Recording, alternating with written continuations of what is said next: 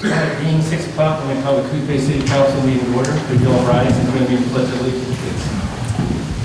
I pledge allegiance To the flag of the United States of America and to the republic for which it stands, one nation, under God, indivisible, with liberty and justice for all.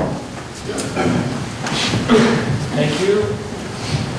So Carmen Matthews is going to be virtual this evening, and also Drew Farmer is running a little late. He's practicing Dancing with the Stars or something like that. So he'll come dancing in late, but anyway.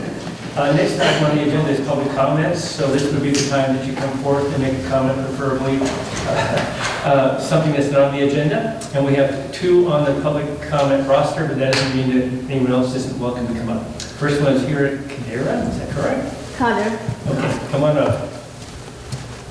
So I put you in a little bit, a lot. Yeah, that's okay. Oh, thank you. My husband's asking me, like, it's your fault, for me it's so hard. Okay. But yeah, dear council members, I am Hira Kader. I'm a mom of 3 kids. My son already graduated North End, and my girls are in high school and middle school. But that's not the reason I'm running for school board. The reason I'm running for North End School Board position number 3 is because I want to invest in something sustainable. And what other way to invest my time is in the school board serving the students of my community. I know I've seen so much in that usually being a mom, I just go become and talk to my kids. But then I wanted to do more. That I wanted to have a positive impact, not just in my family, but in the community. I want to serve the students of our community. I believe that each student has a tiny niche. Somebody is better in academics, somebody is better in sports, somebody is better in arts. As a person, I want to see those students excel. I want to see them excel. I want to provide them resources that they can excel in whatever part they want to. In the end, I just want to serve the community. I want to use my time where I can look back and say, oh, I did something that was just not for my 2 kids. As a whole, and just leave a positive impact on the future generation. And I'm only here to see if you guys have questions from me, and just to introduce myself, and just to get a support from you that, because this has been super hard, the campaigning process, I was not expecting that. And then I was like, oh, what's going on? But the more I learn about the issues of our district, the more passionate I am about it, and I want to make a difference. My girls are there. I want to make sure students are heading the right way. I want to make sure I listen to the teachers, the parents, the staff, and most of all the students. I care for each and every student. Now when I go drop off my middle schooler, she doesn't like me when I drop her off, of course. But I do like to drop her off, and I see all the other students, and I feel a connection to them already that, oh my gosh, these are my students. I want to make sure they excel. I want to make sure that whatever their needs are, it might be mental, physical, whatever, I want to make sure I take care of them and not just be at home feeling frustrated that, oh, I wish I could do something. And I feel like this is my chance to do something bigger than just outside my family. So I'm here to just ask for support and ask if you guys have any questions from me, because I like to talk. Well, I don't know if anyone has any questions. Anyone? I just want to commend you for running. I know it's not easy. We all volunteer up here, and we've all been through it before. So I wish you the best, and I appreciate you stepping up. That's what it takes, taking that first step and continuing on. And so I wish you the best of luck, and thank you for coming. All right, thank you so much for your time. Thank you. She's not running against you, is she, Nate? Well, I too am running for the North. And obviously this is Coos Bay, but people from North End will watch the thing, and I'm supportive of her position here, and I don't have a big speech or anything, but I think I could do a lot. I think I can help. I have 2 girls going to North Bend school right now. They're freshmen, I think there's much to be done over there. I'd like to see some of the improvements over the school like we've seen here in Coos Bay with the bond that was passed here. Very impressive what's been done. And I think North Bend can do the same thing with the same type of push that we saw here at Coos Bay. So anyway, I've said enough, and I think someone else is here who wants to talk about North Bend School Board. All right. Well, anyway, I appreciate you both running. Well, we got, come on up, Yeah. Charlotte, obviously, yeah, same thing, so. That's right. Nathan seems like I'm Charlotte Hutt. I taught at Squawk here in the 90s. My children went to school at North Bay Elementary and at North Bay High School. I loved it here. I chose to move here. I had to move for financial reasons over to Grants Pass where I made more money. And all of you, I think, I kind of understand now. I taught at World Community College as soon as I retired. We bought a house here in Bend. And our schools are wonderful here. Our communities are wonderful. I happen to live about 3 doors down from Coos. And so we share so many things. I've been in these council rooms before for other meetings and your meetings. And I just wanted to introduce myself as well. As a retired teacher, I think I have plenty to offer. I'm with Nathan and we should have passed that on, and we will. And so again, I'm not going to take your time because, but if you want to get to know me, I'll leave cards. Okay. And thank you very much. Thank you. So I just want to take the time to thank all of you for coming. I know it's in North Bend, and this is Coos Bay, but we're one community, as Charlotte mentioned. And as I've said in the past, what affects North Bend affects us, and vice versa. So I wish you all the best, and I appreciate you stepping up and doing it. So anyway, good luck to all of you. Thanks. Anyone else would like? Yes, come on up, man. Good evening, Mayor and fellow council members and the city of Coos Bay. I know that it's on the agenda for the strategic planning meeting discussion, but I'm going to have to pass probably later for another meeting this evening. I've had 5 meetings today regarding homelessness and helping out. I just want to give credit to those that need credit right now. First off, I want to say thank you to the advisory board that we have on behalf of Stephanie Kilmer. She's on the board for our homelessness. For those that don't know, my name is Andrew Brainerd. I am under the county seat, but also help out the city of Coos Bay and North Bend. I'm the director of First Homeless Response.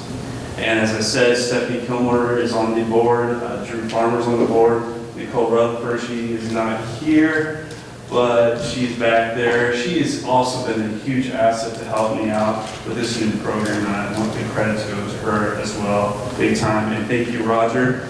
I also want to thank Jennifer Gross. She's the one that put together the packet that you all have read and went through.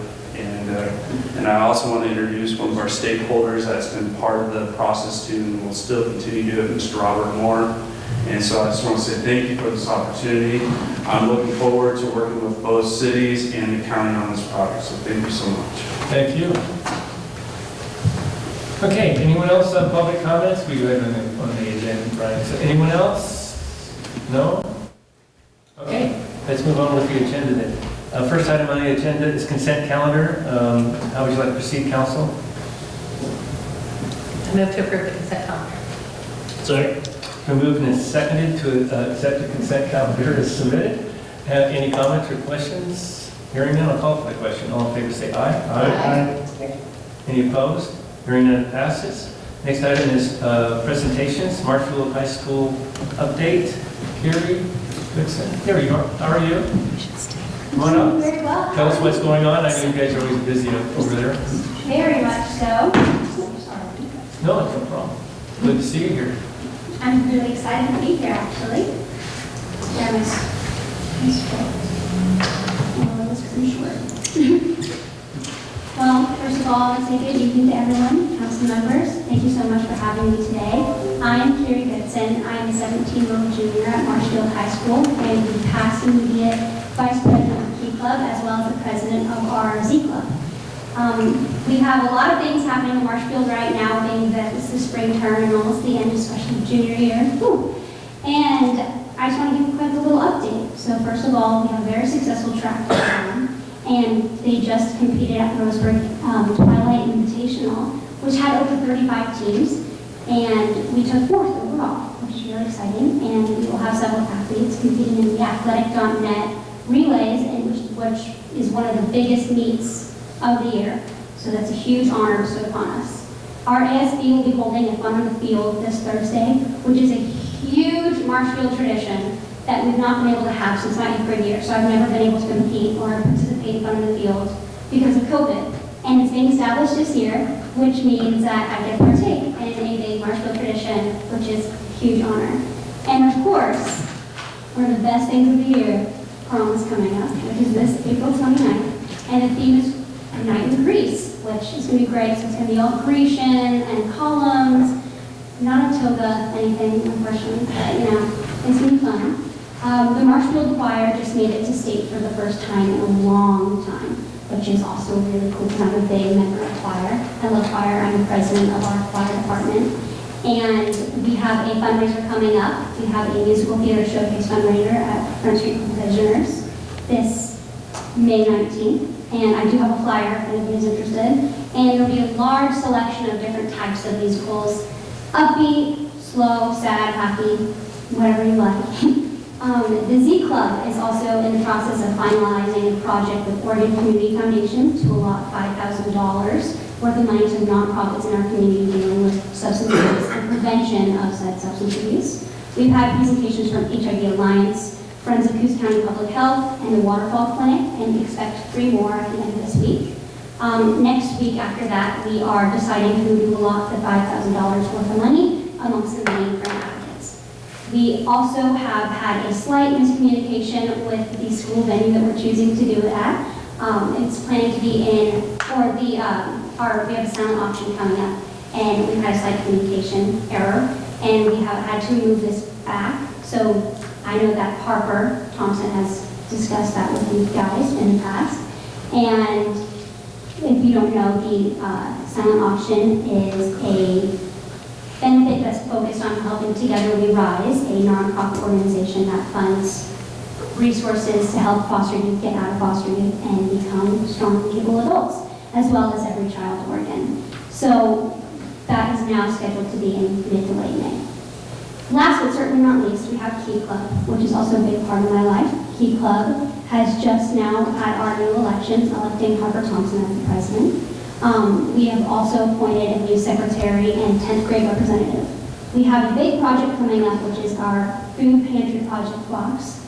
And we have now partnered with Gloria Day Lutheran Church to provide food and necessities, health necessities to low-income families and homeless in need. I would love to answer any questions you all have as of now. Any questions, council? Comments? Well, you are so well-spoken, and you're obviously very busy. You're the president of 3 different organizations and the past president of another organization. So, well, congratulations to you. I think this is the first time you've been in council chambers, so thank you for being here, and I hope we get to hear more presentations from you in the future. Thank you. I'm always impressed, and you are doing so much up there, and it's always great to hear. So, and thank you for being here. We look forward to seeing you again, hopefully. I would love to. All right, good. Thank you Come so back much. anytime. Thank you.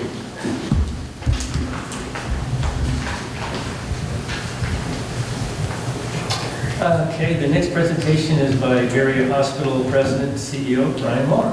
Welcome, Brian. Good evening, councilors and mayor. Nice to have a few minutes to update you on goings on at Bay Area Hospital. I was a little surprised at the balance of North Bend conversations as we opened the Coos Bay City Council meeting. Bay Area Health District is organized in a way that unites these communities. Lakeside, North Bend, and Coos Bay are all constituents of our health district.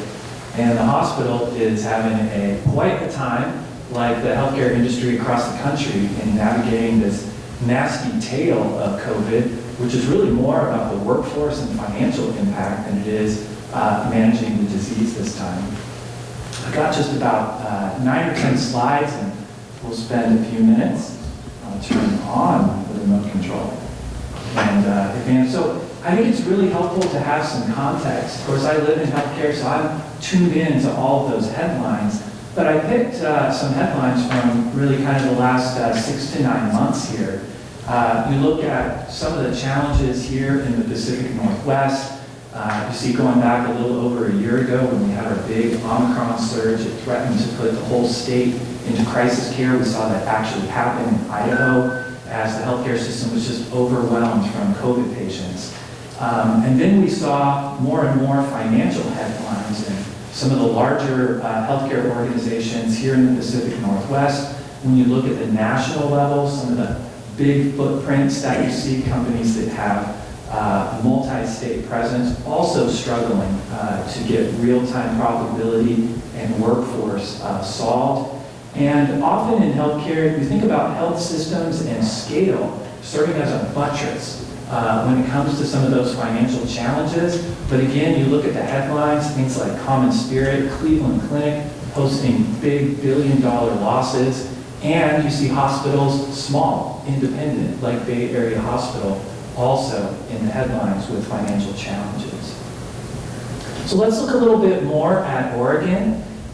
Here's some information put out by the Hospital Association. Hospitals in Oregon report into a group called a prize. It allows us to aggregate our hospital data and share that from the state of Oregon perspective.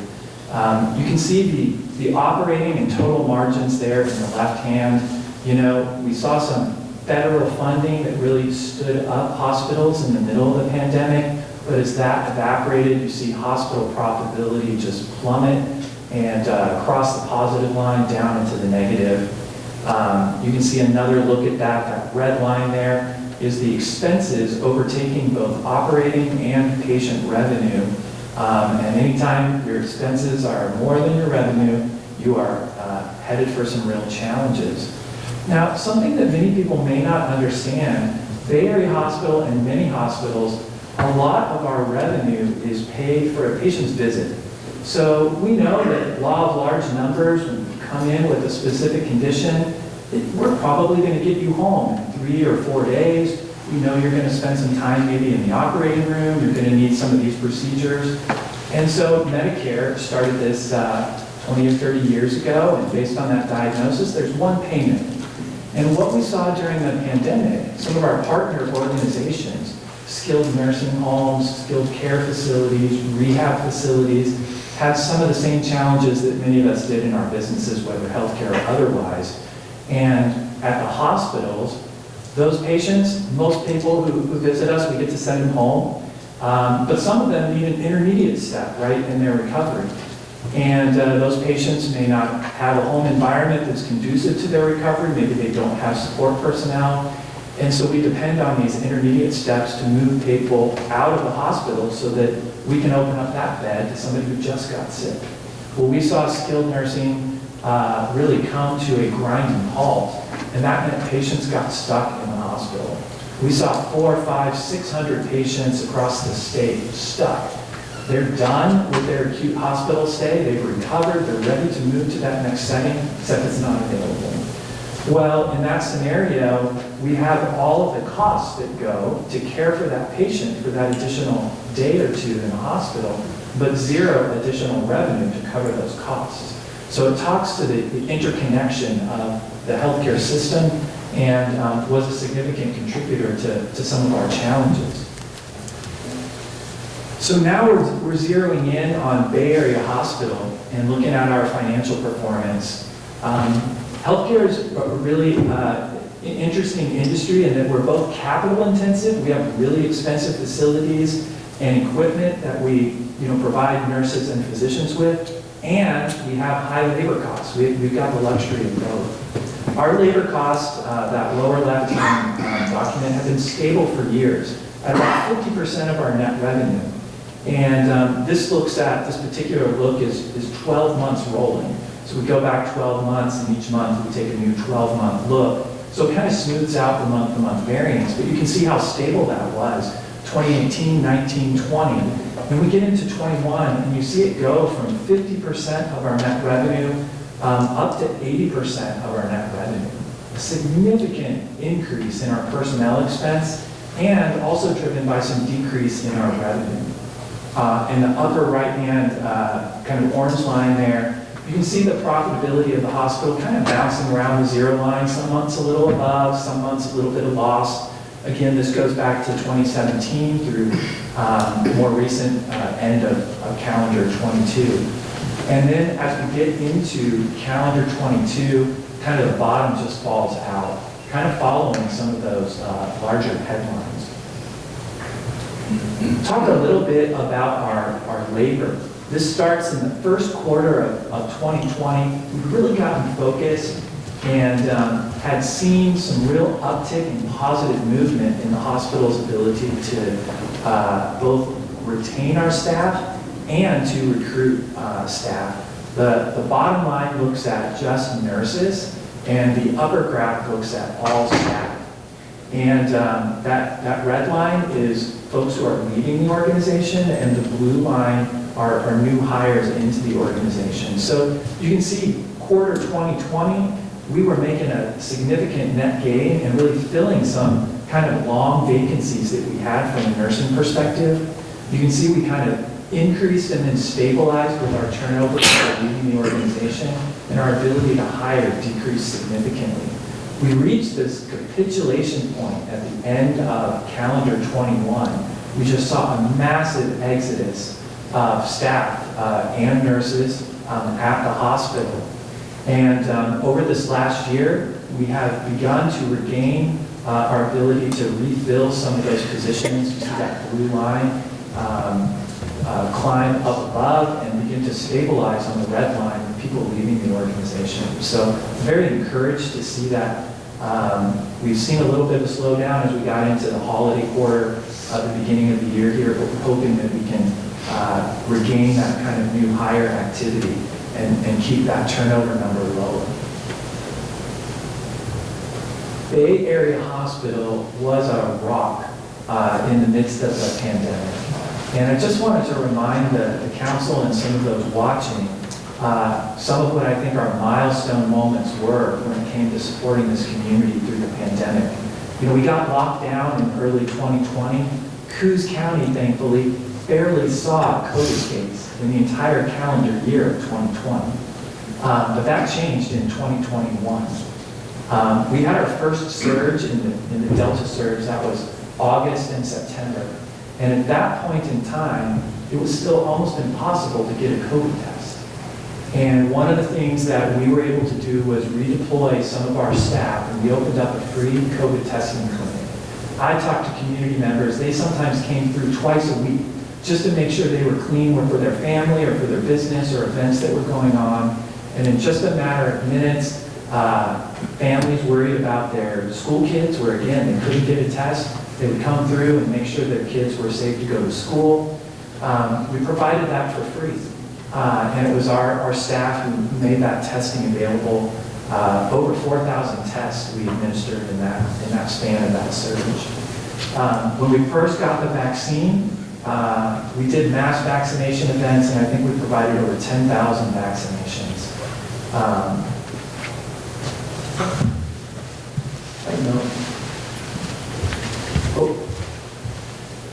COVID dollars spent. We were the recipients of some pretty significant COVID funding. We received about $18 million and just wanted the community to have a sense of where that went. A lot of that money, 82% of that money, went right back into staffing.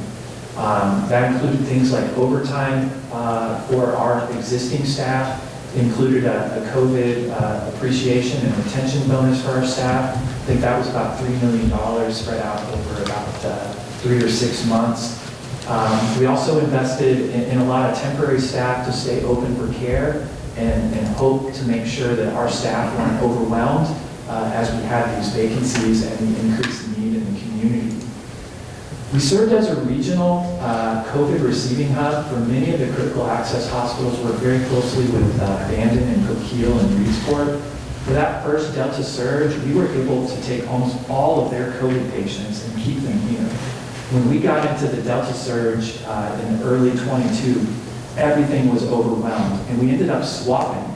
So we worked very collaboratively. We would send lower acuity patients from our facility to the critical access hospitals so that we could try to keep those higher acuity beds open for surgical or COVID patients and really work together as a health system across the community and health district boundary lines. We're in a recovery right now from that financial hit. The first thing that we're focused on is regaining positive cash flow. I can tell you we have made significant strides in reducing our losses. I can tell you we're still running a loss right now, but I'm very encouraged by the positive movement. We've got to stabilize and rebuild our workforce. It's exciting to see us with net hires over the last 9 to 12 months. We've got to rebuild our workforce and then expand access to local care. Of course, that means a lot of things. Whether you're new to the community, you need a primary care physician, or whether something's going on and you need to get urgently for a test, we know that both of those things are important for our local constituents. You know, on the South Coast, and by South Coast, I mean California and Florence, Bay Area Hospital is the only place to have a baby in a hospital. Bay Area Hospital offers the only comprehensive cancer center with medical oncology and radiation oncology. It's the only place to have a heart attack treated in a cath lab. It's the only place for many specialized, minimally invasive surgical procedures. It's the only place for robotic surgery here on the coast, and one of the largest employers with over 1,100 staff. We can't fail. We have that mission and that commitment. How can folks help today? The facts. Wanted to equip you with a little bit of information and know that we're always open to answer questions from yourselves or community members. Keep healthcare local. I think about when we spend dollars, we support our local business. That's the same thing for healthcare. We know when you need something and our wait is too long or it's not a service, you have to go elsewhere. We certainly understand that. But when we can keep healthcare dollars in this local healthcare system, we're going to recycle them here and supporting staff to building and making program expansion possible and hopefully to improve those access. If you run into a healthcare worker or you know one, I know we're not banging pots and pans anymore, but I tell you what, it's been a long 3 years, and they can certainly appreciate that word of thanks. We are the recipient of letters from patients who take the time to share the care, the compassion, really just the love that they feel at the hands of people at our local hospital, Bay Area Hospital. And it's a delight to share those kind words back with our staff.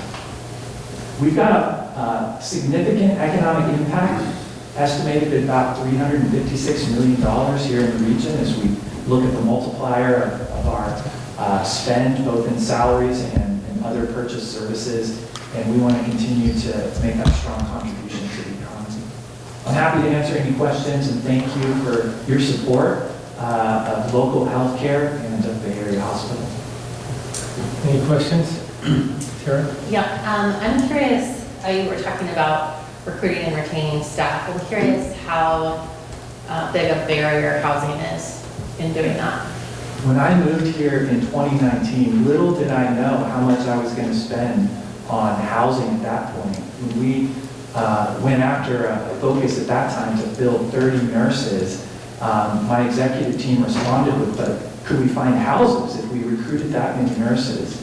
I will tell you that in the last year, 18 months, we have had multiple positions where we've been through the interview process, we've both made a decision to work together, and then that healthcare worker has said, you know what, I'm going to have to back out of my offer acceptance. I can't figure out how to find a place to live in the community.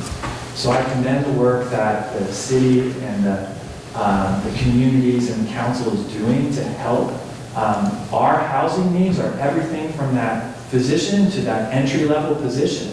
That's our workforce housing needs. Many times we talk workforce and it's just a narrow kind of lower income, but through the lens of our healthcare system, it's the broad cross-section of housing. And we see need for more variety and availability at really every level.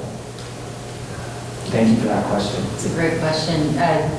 Is that the biggest, the largest crisis that you're facing?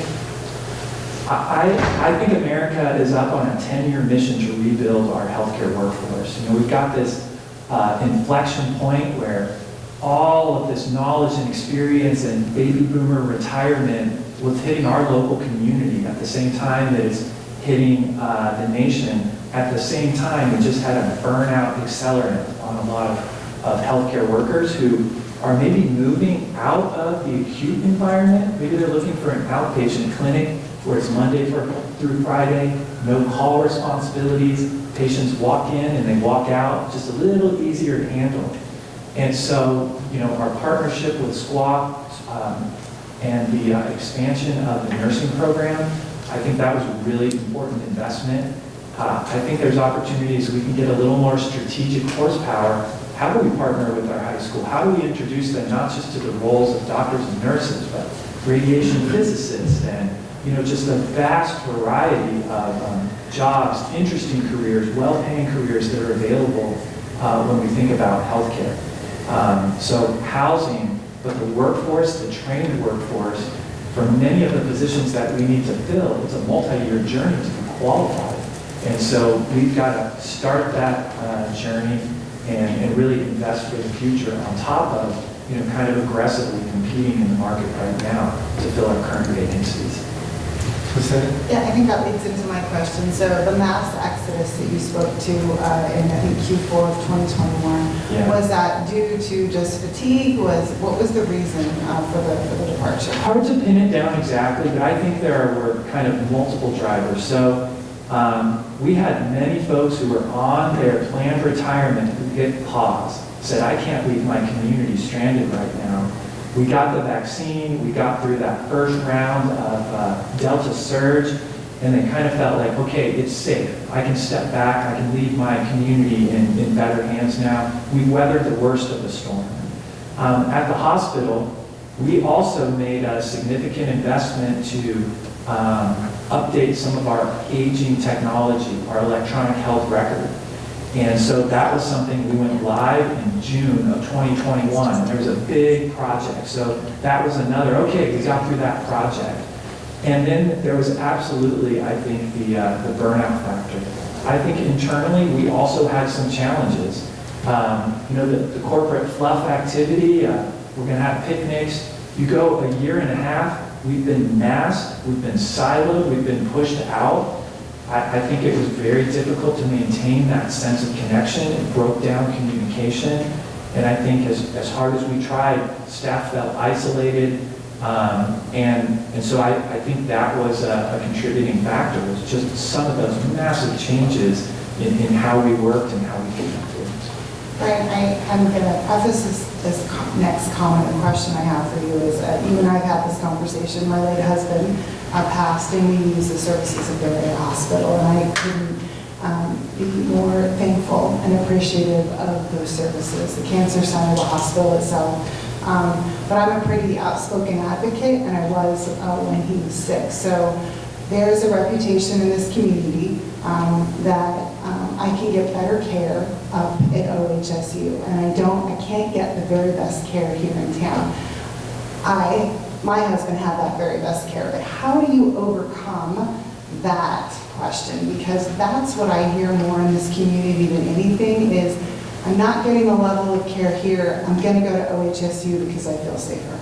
So I've been in other smaller communities before, and there's always the sense of, well, I need to drive to the big city in order to get care. Sometimes that's true, and there are, capabilities that we don't have, and we make referrals. There's a lot where that's just based on myth. And I think we need to do a better job of getting the facts in front of folks, sharing our quality data, and doing a better job of sharing some of those great patient stories that in a community like this carry as much weight, if not more weight. But where an organization has kind of developed that reputation, it takes a real initiative and sustained messaging and the experience that backs up that message for that reputation, if you will, to kind of let it be water under the bridge. So that's the vision. That's what we're striving toward. That's what we want to move. We want to earn that confidence and have folks have the confidence, because Bay Area Hospital is an amazing place. We have talented individuals here. And I can tell you I would trust my care to many of these professionals who are doing it every day. And we equip them with some state-of-the-art technology. You can go up to the bigger city, they're going to be treating you on the same linear accelerator for cancer that we have available here. It's not second-class technology. And I think that's a real asset that folks need to realize. Don't you also have a relationship with the doctors at OHSU? So at the Cancer Center, at least I know specifically, there is a relationship where we see OHSU doctors in our local hospital. Is that correct? We have had some time period where through that relationship they help provide coverage. They definitely help us maintain the quality of our program. We were actually the first Night Cancer Center affiliate of that program with OHSU. We also have a relationship with the cardiology department, and they oversee our cardiology from a quality perspective, and they just provide that deeper resource. And frankly, that's a professional benefit and helps us attract and retain quality physicians when they can be in a community like this and routinely rub shoulders with those physicians in academic medicine who are training the next generation of physicians. I think it's a real strength of our relationship and the mission of OHSU bearing out in our community. Thank you. Question I always check on, how's the mental health department doing? Mental health department, they are doing well. We just met with them last week. They were worried because after last May's announcement, they said, May is next month, and you said we got 12 months of funding. And reminded them that our commitment was to take that 12 months and do as much as we could to really get that program solidified. So we've had a group who specializes in running inpatient units with recently do an on-site assessment. We're expecting their report out due here in the next couple of weeks and exploring the opportunity to look at tapping into their management knowledge and expertise to help us strengthen our psychiatric care. And we're meeting later this month to continue our ongoing partnership in the community, both with some of our outpatient partners. We've been advocating for some legislative changes at the state. Just learned that some of our draft legislation looks like it died in committee. Sometimes it takes the long view. You start a conversation in the first cycle and you get to continue it in a future session. So I've seen a couple of them. I was wondering if you saw anything coming down the pipe. I saw one that was going to enable hospitals to hold on to people a little longer to stabilize so that they can render better consent towards their care. But yeah, a lot of those things died from various lobbyists yeah, thank you for the question. or governance groups. Well, Brian, it's ironic that you mentioned about the financial difficulties hospitals are having. I don't know if anyone gets a chance to read your donated today. They go into detail about how every hospital in the state is having financial problems. So unfortunately, that's a problem that we all have to deal with. But this facility is necessary for us, for the citizens, to grow our population and also for our visitors. And so it's an asset, and I'm glad that you're at the helm and taking care of it. And I'm glad you came, and I'm hoping you come back and visit again. Thank you. I look forward to that. All right, thank you. All right, next item is action item, approval of the National Library Week proclamation. Sandy, I understand that you're handling that, right? You should.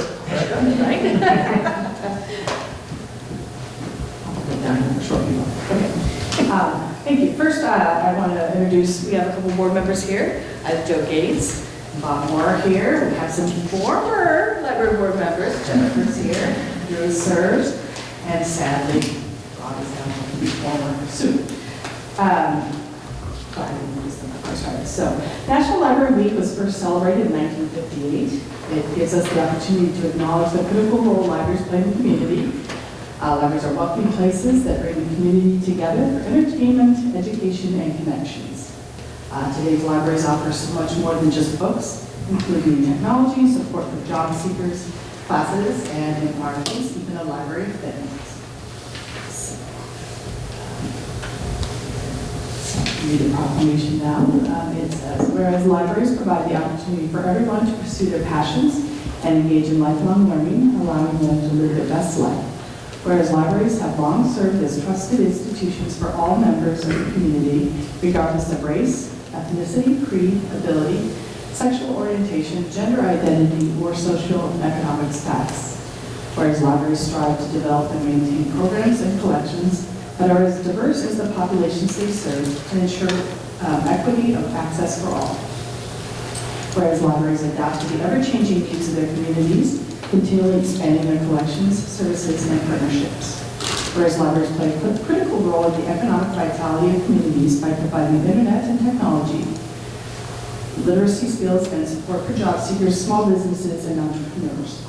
Whereas libraries are accessible and inclusive places that promote a sense of local connection, advancing understanding, civic engagement, and shared community goals. Whereas libraries are cornerstones of democracy, promoting free exchange of information and ideas for all. Whereas libraries, librarians, and library workers are joining library supporters and advocates across the nation to celebrate National Library Week. Now therefore, be it resolved that I, Joe Benetti, Mayor of the City of Coos Bay, do hereby proclaim the week of April 23rd to the 29th, 2023, to be National Library Week. During this week, I encourage all residents to visit their library to explore the wealth of resources available. So, council, with that, I need a motion to approve in a second. Make a motion to approve the proclamation designating April 23rd through 29th, 2023 as National Library Week. Second. It's been moved and seconded to approve the proclamation for National Library Week. Any other comments? Hearing none, I'll call for the question. All in favor, say aye. Aye. Any opposed? Hearing none, passes. Thank you. Thank you for all you do at the library. Where's the spelling bee? Did it already happen or? It happened this past Saturday, Yeah. and the pollination team is back with a vengeance, and they won again. They're our longtime winners. They started out, they had a little competition. I'm a little kid. All right. Well, good. So it's going to continue on. Oh, yes, All right. absolutely. Okay, thanks. Next item on the agenda is approval of the Arbor Day proclamation. Craig, you're handling that? Yes, sir. How are you this evening? Doing well, Mr. Mayor. How about yourself? Good, thank you. Councilors, how are you? This is way more fun than roads, right? I know. This one grows. Roads don't. So in 1872, J. Sterling Morton proposed to the Nebraska Board of Agriculture that a special day be set aside for planting trees. And this holiday, called Arbor Day, was first observed with the planting of more than 1 million trees in Nebraska. Arbor Day is now observed throughout the nation and the world. Trees can reduce the erosion of precious topsoil by wind and water, cut heating and cooling costs, moderate the temperature, clean the air, produce life-giving oxygen, and provide habitat for wildlife. Trees are a renewable source, providing paper, wood for construction, fuel for fires, countless other wood products. And city trees increase the property values, enhance the economic vitality of business areas, and beautify the community. Trees, wherever they are planted, are a source of joy and spiritual renewal.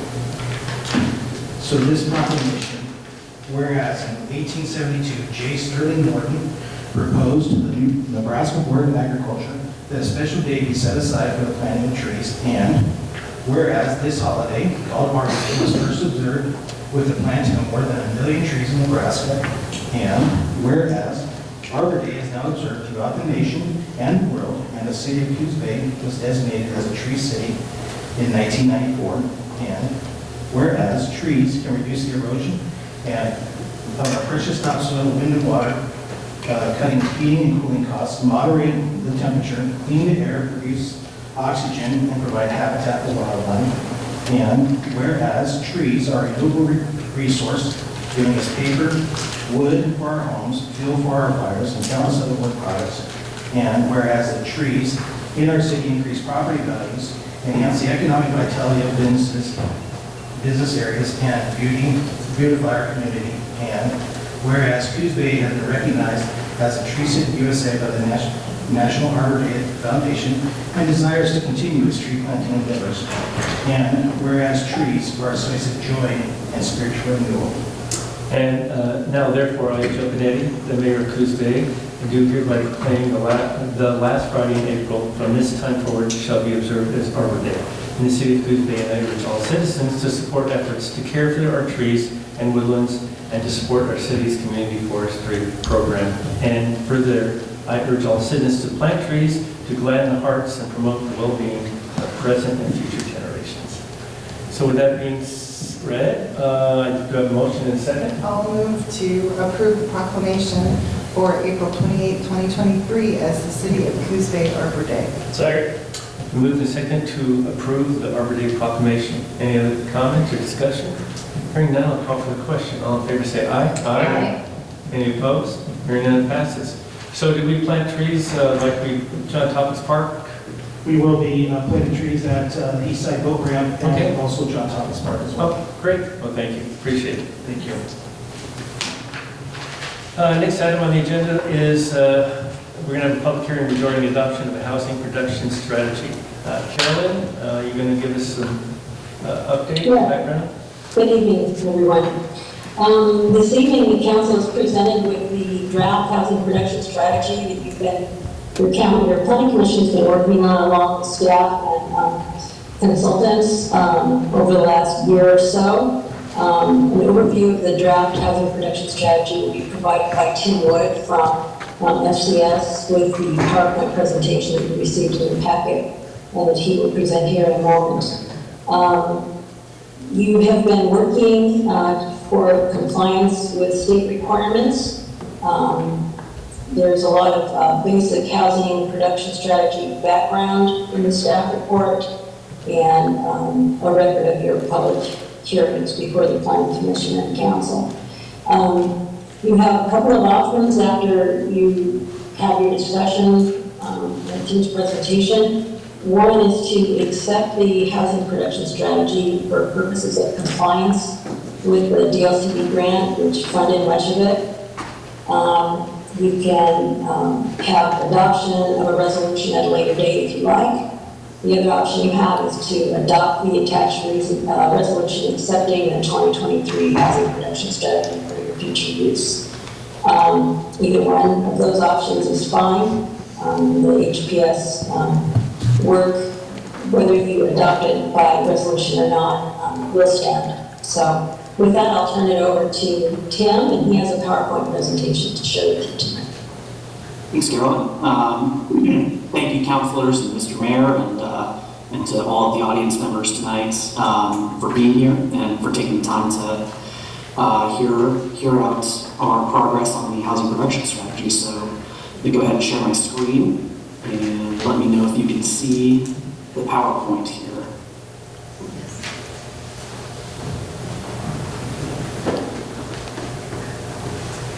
Got her. Okay, great. So, council members might recognize this presentation. We met, I think, back in late February and reviewed these strategies. So I'll keep my descriptions pretty brief, but for the benefit of the audience, I'll make sure that there's no details that are glossed over here. So what we'll be looking at tonight includes an overview of the required housing studies that cities have to do in order to remain in compliance with the LCD. Housing conditions findings, recent accomplishments that the city has made, the HPS strategies that are included in the document, and then whatever discussion will follow.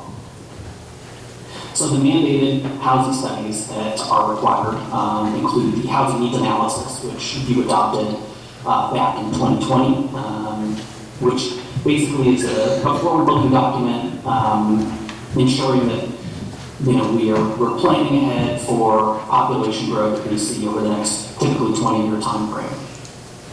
Housing production strategies are relatively new to the state of Oregon. Typically, they're done after a housing needs analysis is completed, to look more specifically at the strategies that the HMA recommends, and gives a better sense for what those strategies are, what they would look like to implement, kind of timeline and process that would go on in order to see it then through to adoption. So it's basically just you can think of it as almost a capital improvement plan for housing strategies, but there's no capital involved. It's just strategies. So just a good planning document to have and helps the housing environment move forward. The housing findings from the most recently adopted HMA includes that Coos Bay will add about 1,244 new people by 2040. That's net new, so the population will increase by 1,244. Renters are experiencing a supply shortage with 26.5% experiencing severe rent burden, which is where 50% or more of the income is spent on rent. Home ownership demand is very high among upper income households in Coos Bay and prospective households in Coos Bay. And 79.2 acres are needed to address the identified housing need in that HMA. So you have a pretty significant demand to accommodate that 1,244 people.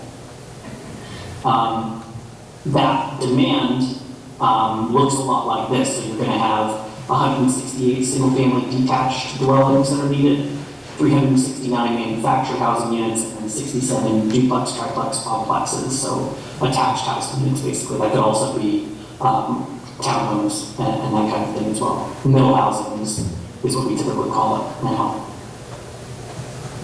There have been a lot of recent policy wins in Coos Bay with respect to housing, including streamlining the ADU and duplex regulations in the city, partnerships with private and nonprofit developers, and we'll get into that a little bit later on, engaging with the Community Housing Action Team or CHAT on housing trust fund developments, exploration of new urban renewal area focused housing developments, limits on short-term vacation rentals, authorization and standards for cottage clusters, allowances for quadplexes in single-family zones, multi-unit residential development standards for city-wide use, minimum density standards in all residential zones, reduction of minimum lot sizes, allowance of single-room occupancies, streamlined land use permit processing requirements, density bonuses for development of deed-restricted affordable housing, and exploration of tax exemption programs for multi-unit affordable housing. So this is all pretty recent, and it's a huge credit to council and staff that these things have all been either explored or implemented,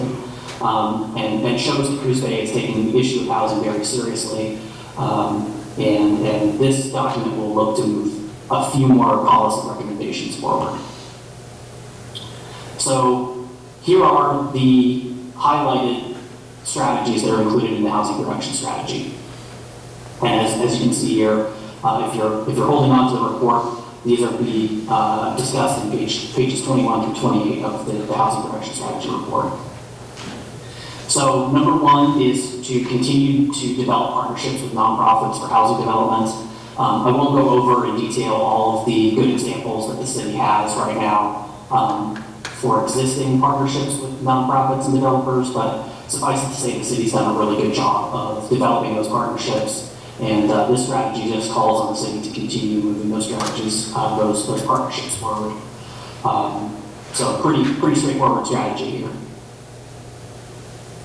Encouraging medium and high density development on medium and high density zones. So this is just finding ways to incentivize developers to use that medium and high density land for its purpose, which is medium and high density development, because at times that land can be developed as single family detached dwellings, which of course sort of defeats the purpose of having the zone and also results in just less dense development, and so doesn't result in quite as many units, which, as we've established, the city needs over the next 20 years. Providing pre-approved middle housing designs. So there's some good examples of this throughout the Northwest, in particular in Spokane, I believe. Carolyn's highlighted a couple of examples down in California as well, such as Fort Bragg. The idea here is to provide developers with housing designs that won't clash with design standards, so that the design approval and land use approval process is more simple. And incidentally, as we discussed this strategy with our partners at the LCD, they said that in future iterations of state legislation, there would probably be some sort of statewide templates to be used for this. So this might not even cost the city any money if you wait on it a couple of years. You might be able to piggyback on what the state provides and just make sure that it meets the needs of Coos Bay, but it's a starting point which would be really useful. Development of criteria and process for identifying land to upzone. So this just calls for the city to start the process of looking at potential opportunities to zone some land that's, in particular medium density zone for higher density uses, so apartments and that kind of thing.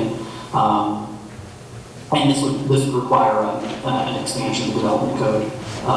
So it would be a pretty heavy lift, but we're calling for this to take a longer time frame. So we're not talking about doing this in 1 year or identifying this stuff in 1 year. We're talking about a pretty broad time horizon, but just kind of starting that process, convening the right people, ensuring that staff is all on board.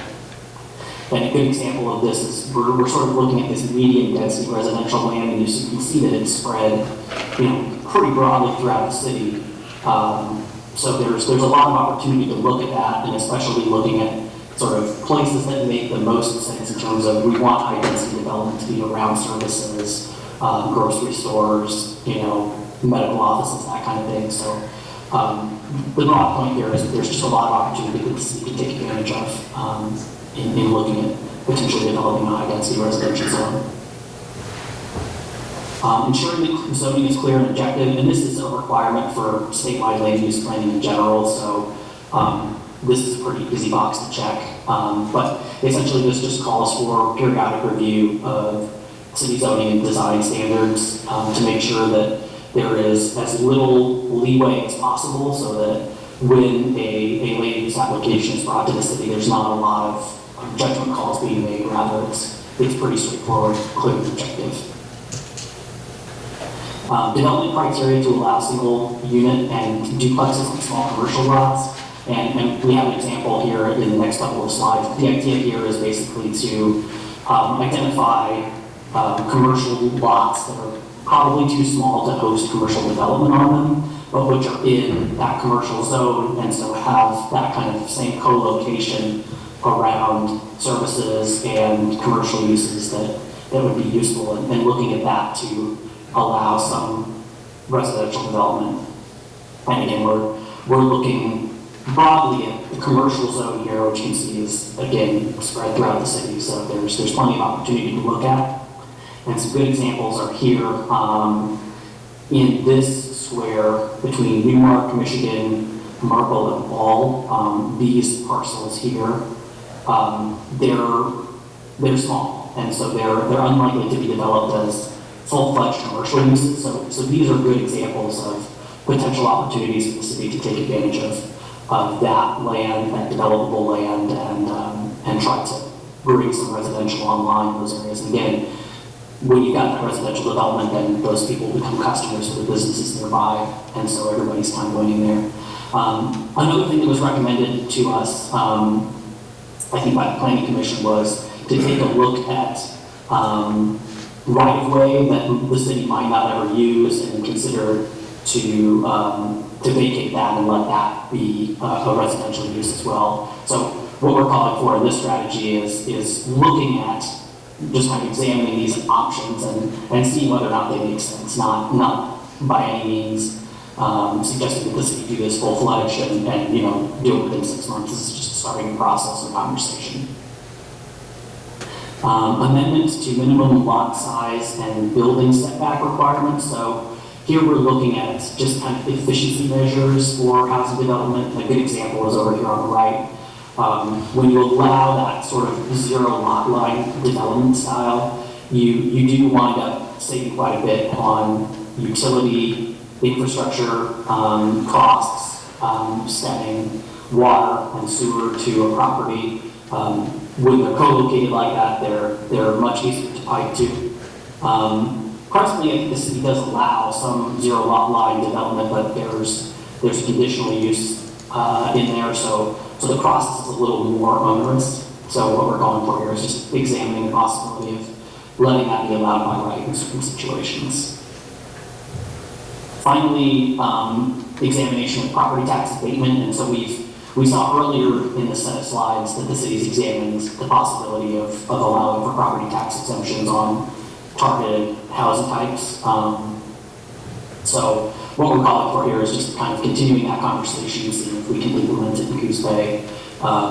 Incentives can be targeted based on what the city's looking for instance, multifamily, nonprofit, income restricted, or area specific, so it doesn't have to be broadly throughout a particular zone. It could just be on a particular project that checks all the boxes that the city needs to see. And the idea here is to just allow there to be a little bit more leeway for big developers to make a project that might not pencil otherwise pencil. So just working that margin there. So that's it for the strategies that we've recommended in the housing production strategy. I'm happy to answer any questions or just allow council to chat about we've talked about. All right, before I open up to public comments or for public hearing, any questions from the council? I just, Tim, this is a shameless plug for the staff and the council. If I remember correctly, at the work session, I remember you saying something to the effect of the city of Coos Bay and the work that's been done. You've worked for a number of different cities, and I see you shaking your head. Would you like to finish that? Because I want you to tell everyone in this room and everyone watching online just how progressive we are as a city. Yeah, I'm happy to do that. So that set of slides that shows the bulleted list of recent accomplishments in the city is something that I tend to try to do in a lot of my projects because I think it's important for cities to recognize how far they've come and how seriously they've taken the issue of housing. And that's the longest list that I've seen. That's a very long list of pretty impressive accomplishments because very few of those are easy to accomplish, and many of them are actually quite difficult. So it's a testament to staff, it's a testament to council and planning commission that these things have been brought up, and in a lot of ways, obviously housing is the hottest topic in the state right now, but it's impressive and a testament to Coos Bay to see that list has already been accomplished and compiled in a place, kind of quite a ways ahead of the curve, really. So it's a real testament to staff. It's a real testament to everyone involved. So kudos to Coos Bay. Thank you, Tim. Any other comments or questions? Okay, at this time, so I'm going to open the public hearing regarding the adoption of the housing production strategy. You've heard some comments about it and some discussion that has been given by staff and our consultant. Any comments? Would be the time to come up and make one. No one? Everyone silent.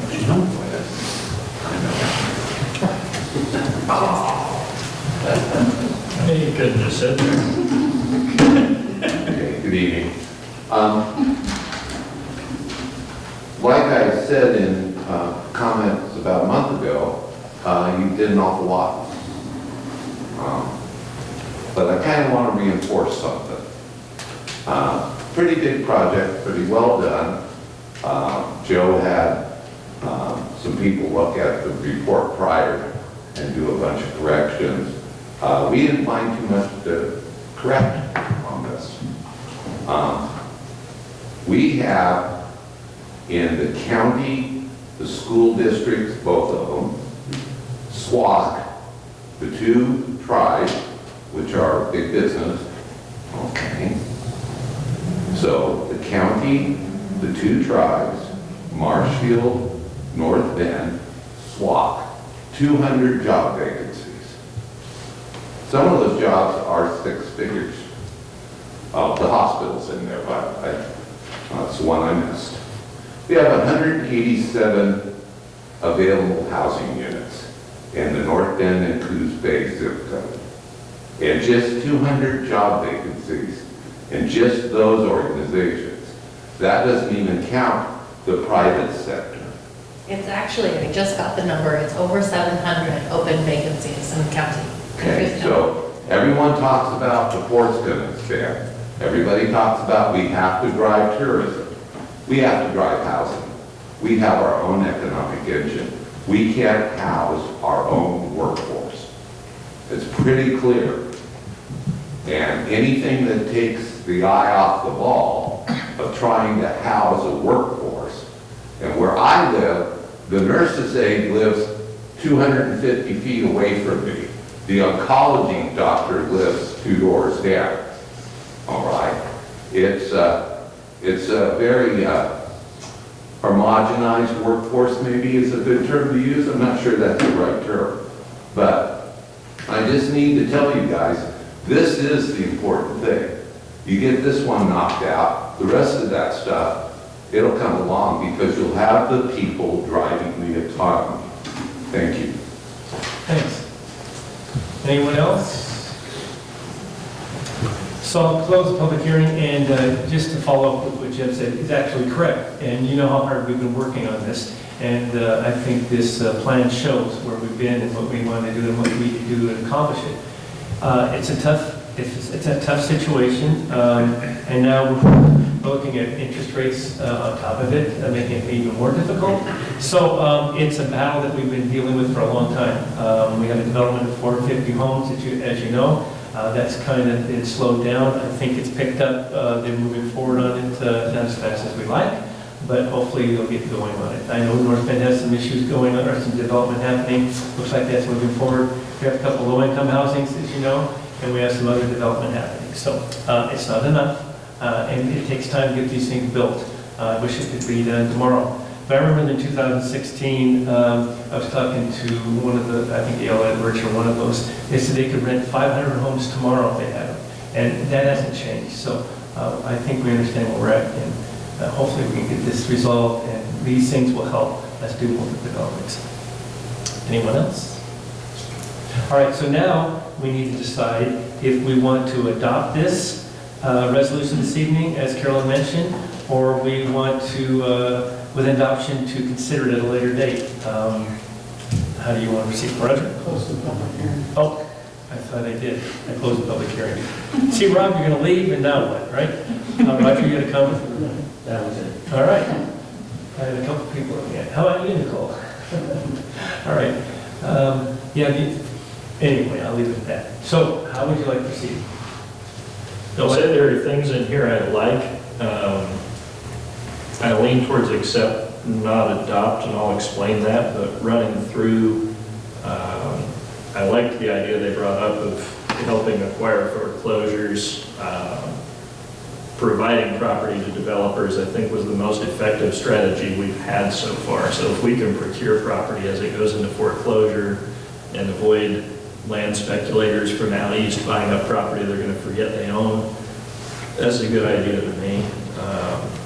I got a little lost on slide 7 where they talk about zero lot lines. When I was looking at it, it looks like a duplex somebody drew a line down the middle of, so I don't understand that one, but that's me.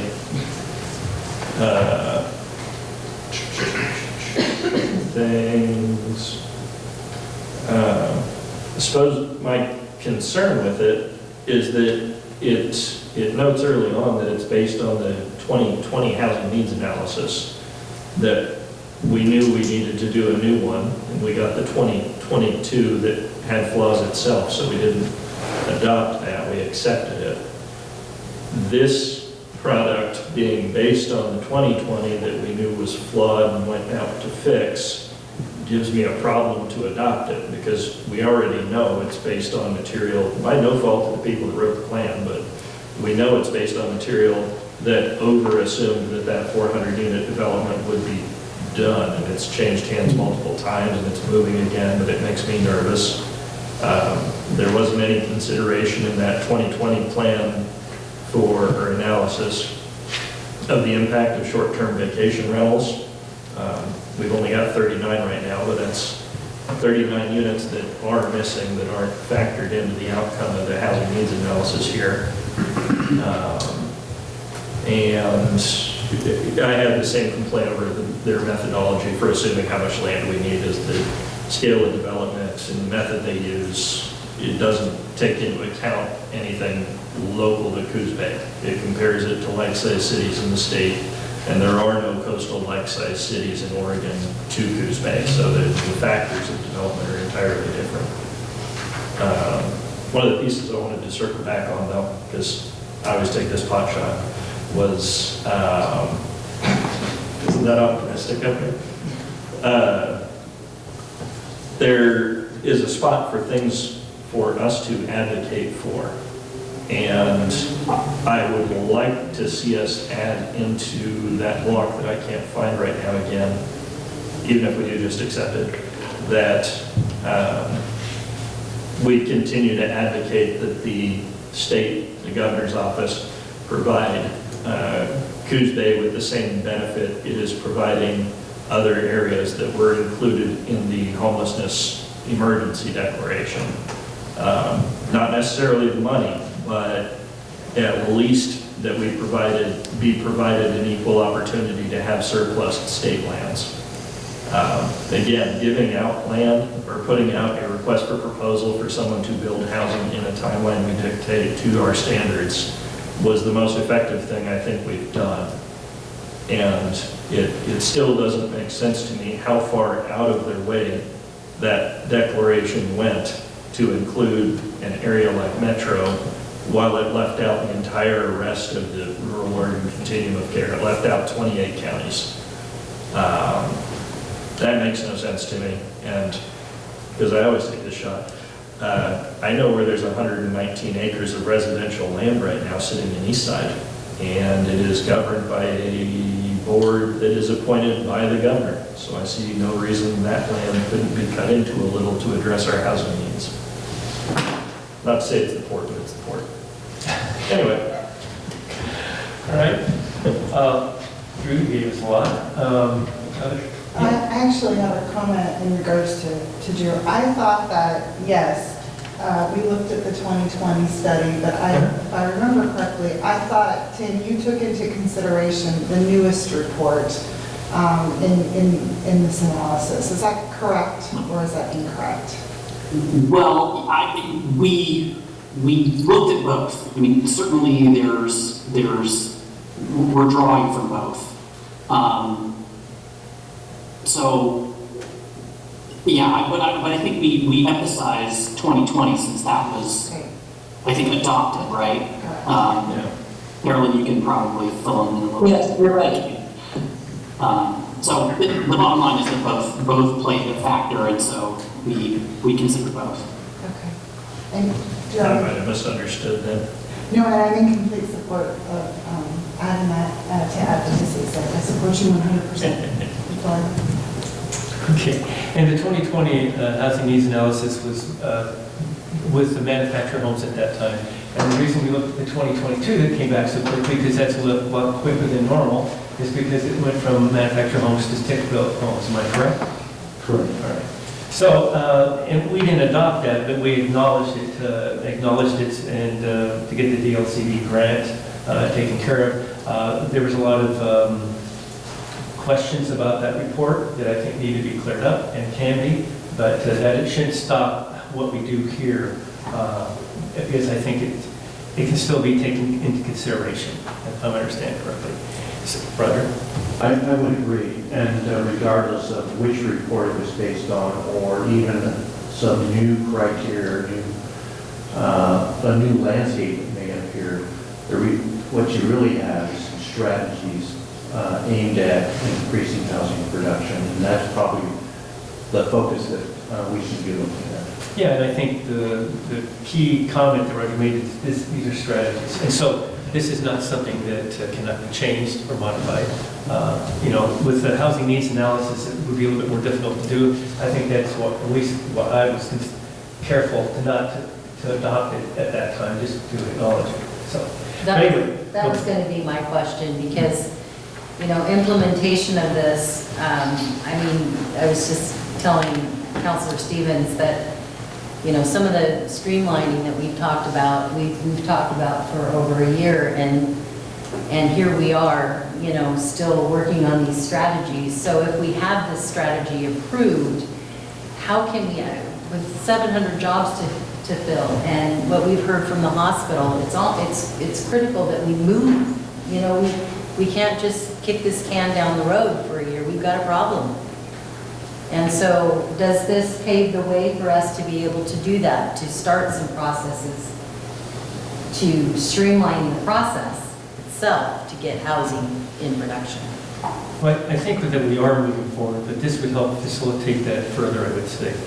For instance, the tax abatement that we can address, and we talked about, this would get this moving. Also, zero lot lines is another thing that we've considered, and the state is allowing us to do that. So on some lots that can be built, without the zero lot lines, it's more difficult to put those duplexes and multifamily dwellings on.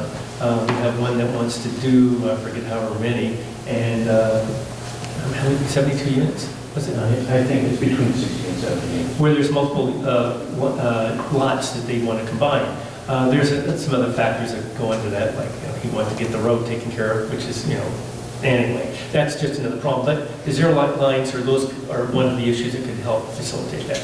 Or these, strategies, I should say. And I can see that. I like a lot of the strategies in here. And I'm not sure why we couldn't just provide those as direction to staff and monitor progress. My My only concern with adopting it is the documents that are the source. So, because most of what's in here, we've already given direction on.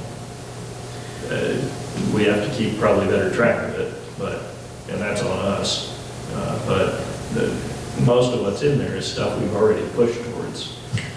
I thought this was a requirement that we had to do this, correct? So if we, I think this is like the other one, as long as we accept it, we're okay. You can adopt with consideration at a later date, or we can attach this resolution and accept it. And you just, Carolyn, you want to weigh in here, or Roger? I think Roger was going to say Oh, something. go ahead. I can share a little bit. One thing that there hasn't been a whole lot of discussion is the implementation section of this document. And it talks about when you can do these things. You can certainly speed it up, whether you adopt it by resolution or you just accept it. I think adopting it by resolution, though, memorializes your commitment in a more formal way. And I believe that's valuable for you down the road in your work with DLCD and your other communities. But either way will go, either way will work. So it's certainly up to you. You were going to make a comment, Roger? I don't see a downside for adopting it. In fact, I see an upside. We'll be working with the overlapping taxing districts as we move forward to gain support for the monthly tax abatement and being able to report that this is part of an adopted strategy that's embedded through DLCD. I think is important. And I think the critical thing, Drew, and the rest of the council, is that we can change this and modify it. And I think that's important. The housing needs analysis was more difficult to try to do. This gives us, and I said, sets a tone, I would say, before, so. I agree, it won't kill me. With that said, I'll make a motion to adopt the attached, sorry, my computer is not black, the adopt resolution accepting the 2023 HPS for future use. Second. Okay, it's been moved and seconded to adopt the attached resolution accepting the 2023 housing, what's it called, production strategy for future use. Any other comments? So we're accepting it, not adopting it? Is that what you wanted to do? Adopt the attached resolution. Okay. So I'll restate it. It's been moved and seconded to adopt the attached resolution accepting the 2023 housing production strategy for future use. All right, any other comments, discussion? Hearing none, I'll call for the question. All in favor say aye. Aye. Any opposed? Hearing none, it passes. Thanks, good discussion. Next item is consideration to approve a 5-year strategy plan for coordinating homeless pilot project. Nicole? Yes, thank you. I'm going to open this up and then leave the floor to Jennifer from RDI to follow up. So in the spring of 2022, the cities of Coos Bay and North Bend, along with the county, worked together to secure funding through House Bill 4123.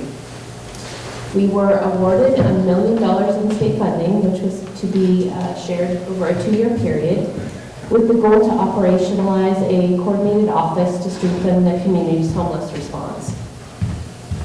With 8 groups throughout the state awarded this funding, it's part of what the state has called the Coordinated Homeless Pilot Project.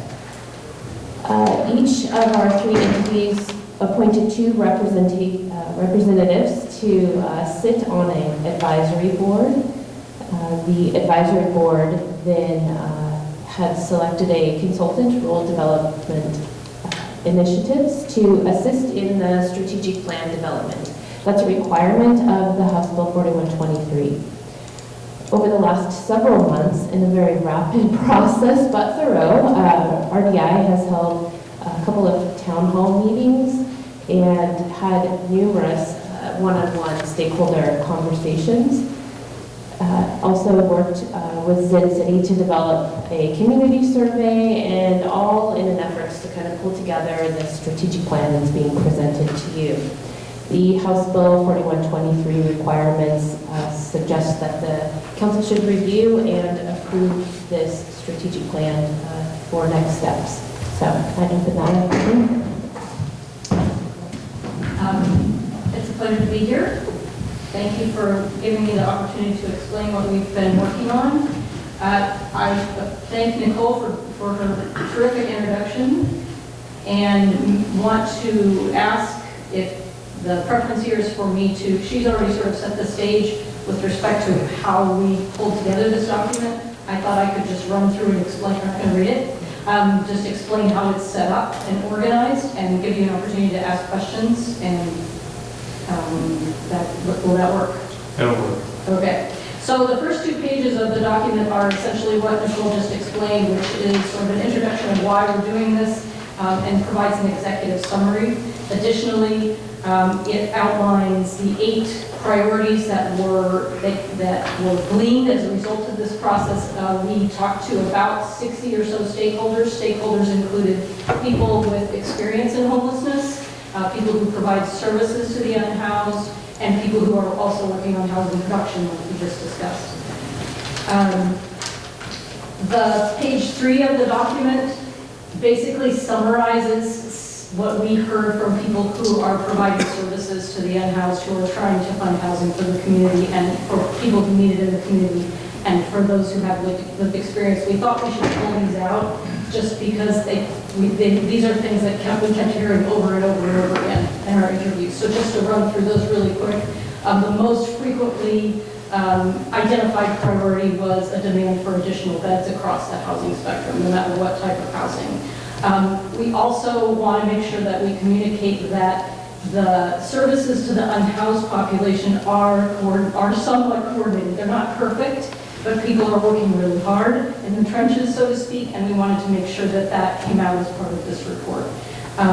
While this funding that we're talking about will help improve that, there is already some coordination happening. We're also hearing very loud and clear that there's a disconnect between those providing services to the unhoused and the broader community, and you can see that when we talk about the results of the community survey. The community somehow needs to get more engaged and have a greater understanding of what's already happening and how they can get involved to help. And then the other thing that came up was that, and I think we all know this in the room already, which is that a lot of entities outside of traditional social service agencies are getting involved in solving this problem, like the Parks Department, the Public Works Department, Police and Fire, library, schools, etc. One of the things that I also think that as a region that I'm going to say we a lot, and I'm sorry, it's just a slip up. So no, I'm not leading, but that local leaders, local elected officials and service providers have been communicating to state and federal agencies and elected officials what their needs are. And there is definitely a priority and an interest in making sure that continues to happen, particularly as we talk about some of the recent legislation that's been passed at the state and federal level that will provide resources and funding for some of the problems that you're seeing on the ground.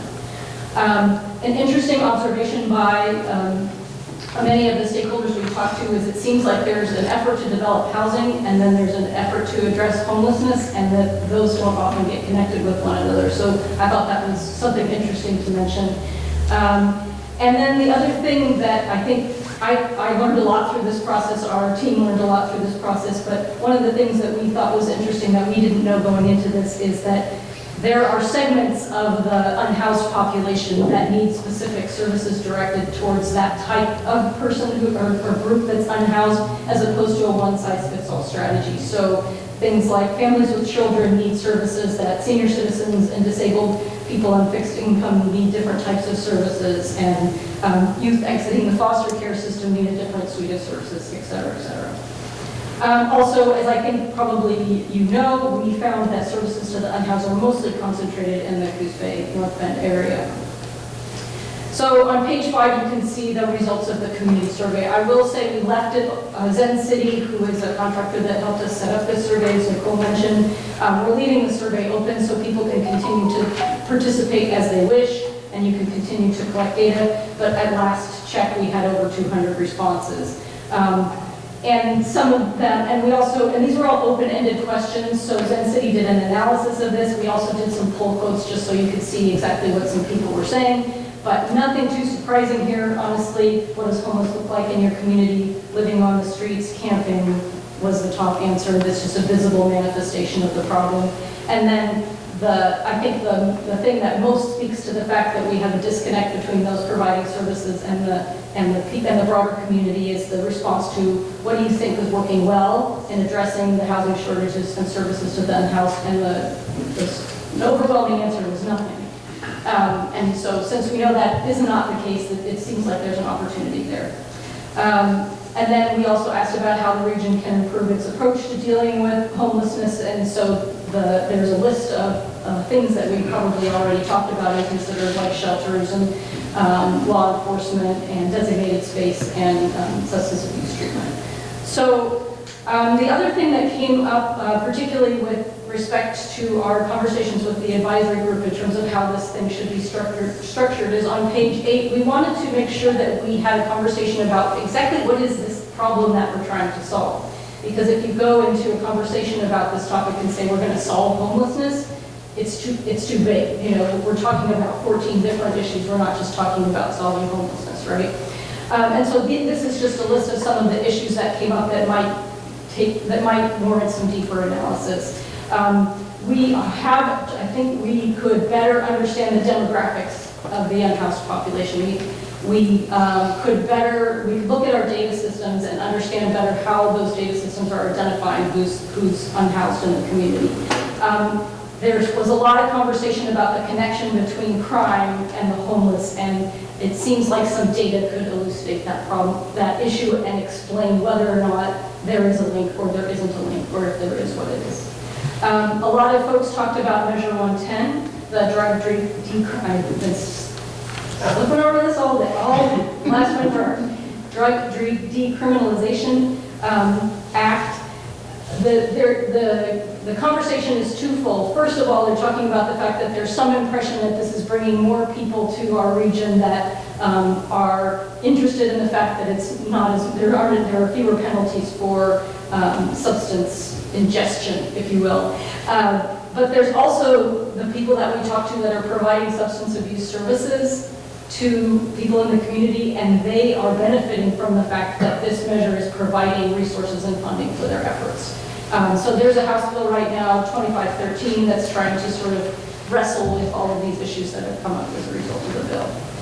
Also, economic factors, what actually is contributing to this problem, and do we need to spend some time identifying that as opposed to just speculating on what it is and trying to get some advice about how we might maybe create some economic indicators that help us. And then, of course, there's the issue of duplication of services and the education of the broader community. So the meat of, or the main part of this document starts on page 10, and what I will say is that the stakeholders and the broader community have sort of gelled into what these 8 priorities. And what we did for each of these 8 priorities that you see in this report is we, first of all, and I kind of want to build on what we talked about in your last agenda item, which is we want to make sure that there is an awareness of how much has already been accomplished and how much is already being worked on. So that we're not reinventing the wheel here, and there are things that we can say, well, we've been doing this, what's working and what isn't. And so each one of these priorities includes a discussion of what's already happening. So that can be considered as part of going forward. Also, each goal considers some short-term actions that could happen, particularly because we're talking about this $1 million that we need to spend and leverage for additional dollars for the more long-term strategies. So we have short-term actions, long-term strategies. We did some research into available resources for each strategy and tied them to the goal, and then also made some suggestions about how we might measure success. Because there are some reporting requirements for the grant, or for the funding that's being received, but also we're assuming that people will want to know how things are going.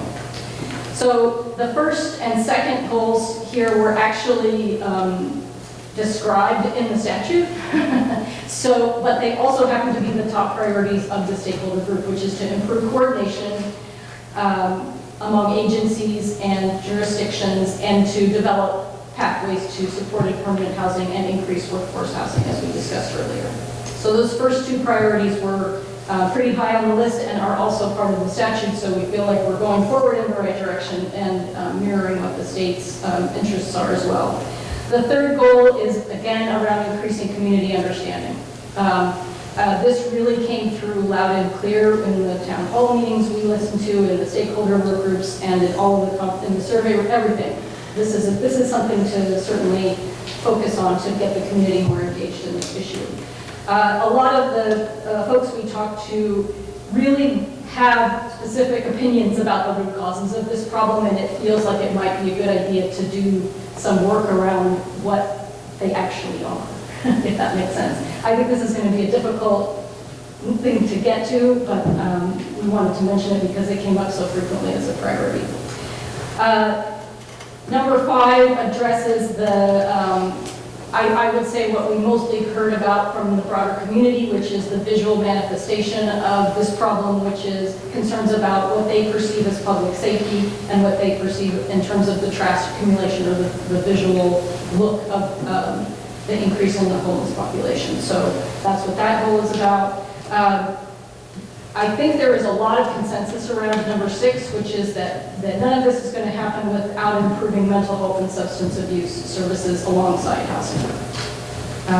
And then we already talked about number 7, which is advocate for community needs related to housing and homelessness at the state and federal level. We feel like this is already happening, but we wanted to have a heightened awareness of the fact that it needs to continue so that we can have resources available to us. My bad Hamilton joke is this is when we need to be in the room where it happens.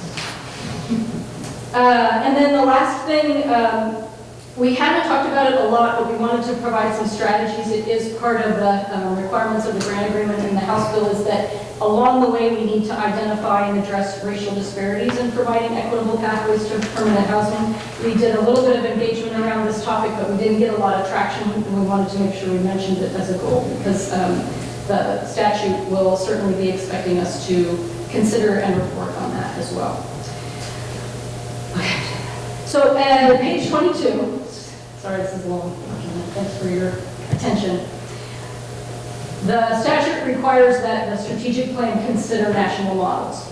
Our organization our expertise is in community engagement, community development, and not in housing, so we pulled in an expert who we had heard about that had been working with a lot of other communities in the state and asked him to just teach us about models. And so this is the list that we came up with as a result of that. His comment was, you know, these are national models, take it for what it's worth. This is not a plug-and-play situation, as we all know. He said, but certainly there are things that can be learned from the different models that are available. And so you have these resources at your disposal. On page 24, we have a glossary of terms, only because, boy, there's a lot of acronyms in this particular issue, and we thought you should know what some of them were and also define the terms. Page 28 is just the list of the advisory group members, which Nicole already talked about. Page 29, these are the stakeholder group members that we have been able to connect with. The list is actually, the list we started with is longer than this, and so we're hoping that there can still be a continuous process. And I know I talked to Andrew about looking at who we're still missing and making sure that those folks get added so that their perspectives can be understood and heard. And then the appendices are just, well, there's one thing I really want to mention just because she did such a wonderful thing for this project. We were approached by a woman named Barb Milliron who has just really developed a strong interest in this particular issue. And she said, I want to help, I'll do it volunteer, just give me something to do. It turns out she has a lot of connections to the churches and faith-based organizations in the county, so we said, go forth and talk to this group and find out what they're saying. So I think that her work definitely benefited from this project, so I wanted to make sure I reported it in the document. She talked to 23 churches in 2 months. So we had some people that ended up joining our stakeholder group as a result of her work, and their insights were included as part of the main plan. But I just wanted to give her a shout out because girl Barb. We also have some policy initiatives. I think a lot of those have actually been discussed this evening already. I searched the legislative information system and found over 80 bills relating to housing and houselessness, so they are not all listed here. But just to know that these are some of the particularly interesting bills, like the governor's executive orders and the associated bills that go with that. So just to give us a place to start. Also, technical assistance resources. The one that we're working on right now with the advisory group that we think is probably a high priority is the Department of Housing and Community Services has a form that you can fill out that basically says what help do you need to implement these. And so we're talking about things like grant writing and technical assistance with understanding how to build housing development packages and things like that. So we're trying to get that filled out so that maybe we can get some help and resources. As far as the funding sources are concerned, we contracted with Kelly Nonprofit Consulting to do the grant research for this particular project, and they have identified which sources go with each goal, as I mentioned before. But we also, and I know you can't read this, I know it's super tiny type, but this is the kitchen sink. So this is basically everything, even though they're not associated with a particular goal, just so that you have that list of resources available to you. Okay, that is the report. I appreciate all of the great support we've had from the county and the cities to help put this together, and I would be happy to answer any questions that you have. Council? So, first off, I appreciate the Hamilton joke. That's how these guys got me to sit up here in the first place. And thank you for your work on this. And I don't know if my question's for you or Nicole or one of the counselors that's on the committee, but this grant requires us to run this program for at least 5 years, but we only have funding for 2 years. And we have a bunch of funding resources in here, so where does the responsibility lie for finding that future funding? That is an excellent question. I would suggest that might be a topic of our next meeting. Now that we have this plan here before all of the governing bodies, we are the last to chat about it. The other two have already talked about it and approved it. The various pilots are handling that resource question differently. Some of them have actually hired a body to do some grant writing. Some of them are looking towards consultants. So we need to really sit in this with our advisory group and come up with a good plan. We obviously need some expertise in that field. Capacity is going to be a challenge for each of our entities. So reaching out to somebody who has capacity and expertise is going to be crucial for years 3 through 5. I can tell you from knowing some of the other projects, at least one of them is going to be running through grants that are going to pass through their community action agency. Another one is partnering with their CCO so that it can build Medicaid to provide some of these homelessness services, since they tend to overlap. If the person's homeless, they probably qualify for OHP, and there's new regulations coming out. So those are two of what I would consider the more stable ways to fund it. Grants are great, but I don't trust them for consistency. And part of this group is, it's not just the community group that's meeting. There is a meeting each month with the larger 8 projects. So a lot of that information can be gleaned from that as these are developed. I mean, I guess I just have to say I'm a bit jaded. I think that we have actually worked on quite a few of these short-term strategies as a community in the 10 years that I've lived here, to not a lot of success. And so where's like the accountability for moving this forward? Well, I think that one benefit of being part of a grant agreement for $1 million is that there's required reporting. And I think that this particular document is due May 23rd. And the next reporting period will be November 15th, I believe. Yeah, November 15th, a report will be required to demonstrate our progress on the grant. So in other words, we outline these goals, and then we have to make progress towards these goals by certain intervals. And we could do that on our own as a community, But I think the fact that someone outside is also holding our feet to the fire a little bit may be helpful. And perhaps this is a little bit Pollyannish. And I can understand with the perspective that you're coming from, but I think we have some funding behind it this time that maybe we haven't before as well. I would just add to that, having co-chaired the homeless work group for the city, just the fact on the faith-based community that got involved as a stakeholder in this, and where that level that we went from when we couldn't get any cooperation from that community to what we saw, because that's what I saw at the stakeholder meeting, is wow. I mean, that was an eye-opener for me, that having this strategy, it is not something that you set on a shelf and there's a person also behind it with boots on the ground in this community that will champion this through. I think there's more to this. As she said, there's someone kind of holding the feet to the fire because we're spending someone else's money to make this happen. And I think it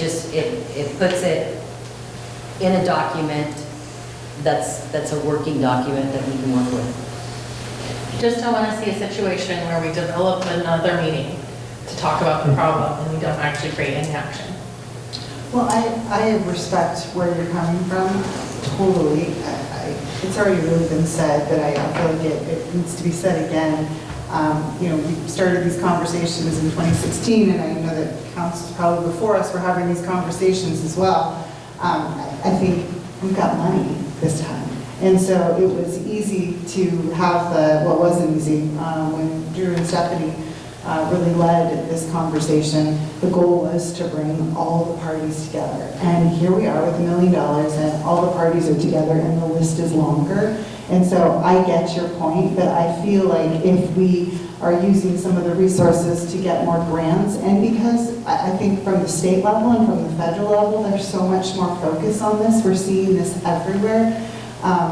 Would I like it to happen quicker? I think we all would. And so I feel just as a counselor probably more confident that something is going to happen because we actually have a document that everyone, the county, the city of North Bend, the city of Coos Bay has agreed upon to go forth and do good work. I think a benefit of this as well, aside from all the monetary aspects, is this comes with a dedicated body to do the job. We've all been trying to do it on the side of whatever else we do. But now we can throw stuff at Andrew if it doesn't. Is he still back there? No, he's at the North Bend Council meeting. Yeah. But yeah, I'd expect to see positions like this also become mandated before this 5-year period is out. I know Washington County just hired somebody out of the state to be their director of the homeless office, and they did not receive this grant. But if one of the counties was going to know that it was coming, it would probably be Washington County. Wait a minute, Bob. So I appreciate this. This is a great strategic plan to put together. So when you say we, is RDI going to be involved in this? Or are you No, that's why I said I gotta stop saying we, I just couldn't help myself. We are contracted to help this get developed and approved. Right. And that's sort of the end of our scope of work. And so after that, I've been talking to Andrew about, the fact that I would be riding off into the sunset, and then I'm available to him if he wants to talk through anything that we did, or if he just needs a sounding board. And I know that he's also been meeting regularly with Bob Moore, Right. And some other folks in the community that are that can help kind of get him on his feet. But he's been going gangbusters. He's like he said, he had 5 meetings today. He's really doing it. So, I mean, this is a great plan, and I understand it, but don't you think that this is going to be very difficult for Andrew or one person to handle? I mean, the layout is great. What you're suggesting is monumental. I mean, it's huge. And so, and it needs to be done, and grants need done, we need financial. The $1 million is great, but it's only going to go so far, and we have a lot to accomplish. So, is there a plan that's not laid out here with the intent that someone else is going to come on or someone can help? Because I don't think Andrew can do it, no matter how good it's not just Andrew, anyone can do it. Right. No, I think that's part of the conversation we've been having, and we talked a little bit about it before this meeting as well. Is we think the next step is, this is this is the 10,000-foot view. There's going to need to be a 6-month view and plan. And we think it's going to involve possibly someone with expertise in communications, possibly someone with expertise in grant writing.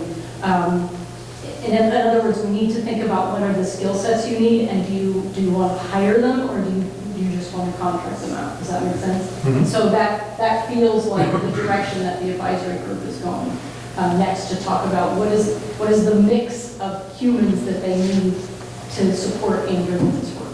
And some of that's going to come from Andrew as he continues these conversations in the community as well, and has something to work from, that we have to adopt, all three of us have to adopt this. I think it's the next great step. I mean, I think it's the way to go, and I'm glad that we did it, and where we're at. And I think RDI did a wonderful job, and I'm sure you're instrumental in helping with that, Jennifer. But I understand where Sarah's coming from, because, it's like, we've been wrestling with this. We started in 2016, and now here we are, and we've got this initiative going. It's just that we need success, because the public does not understand what you said.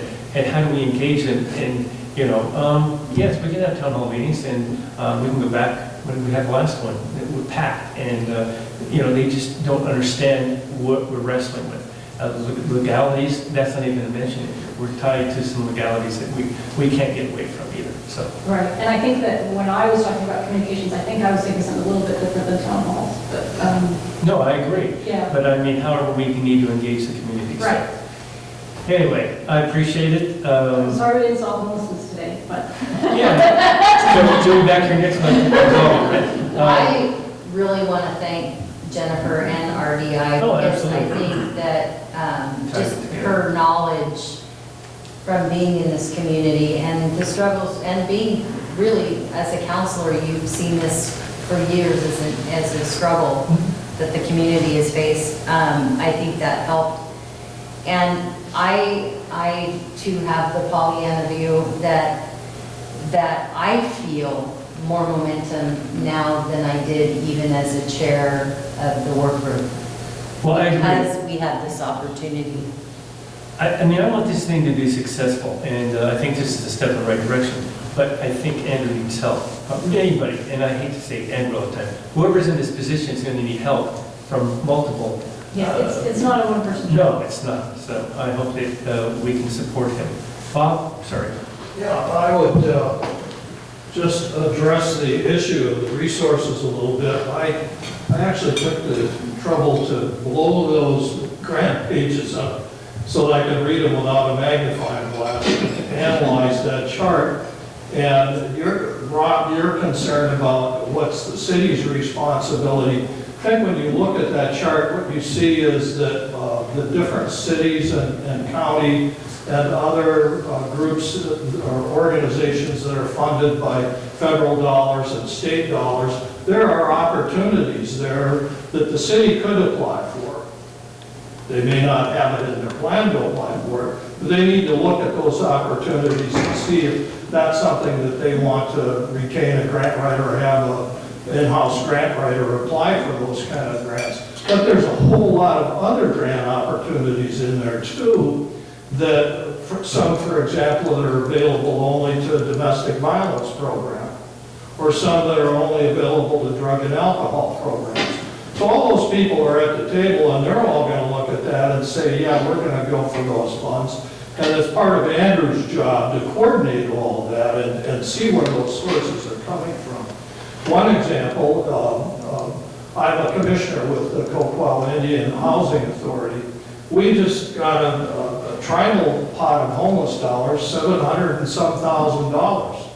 We're already looking at how we can plug that into this plan that we're talking about tonight.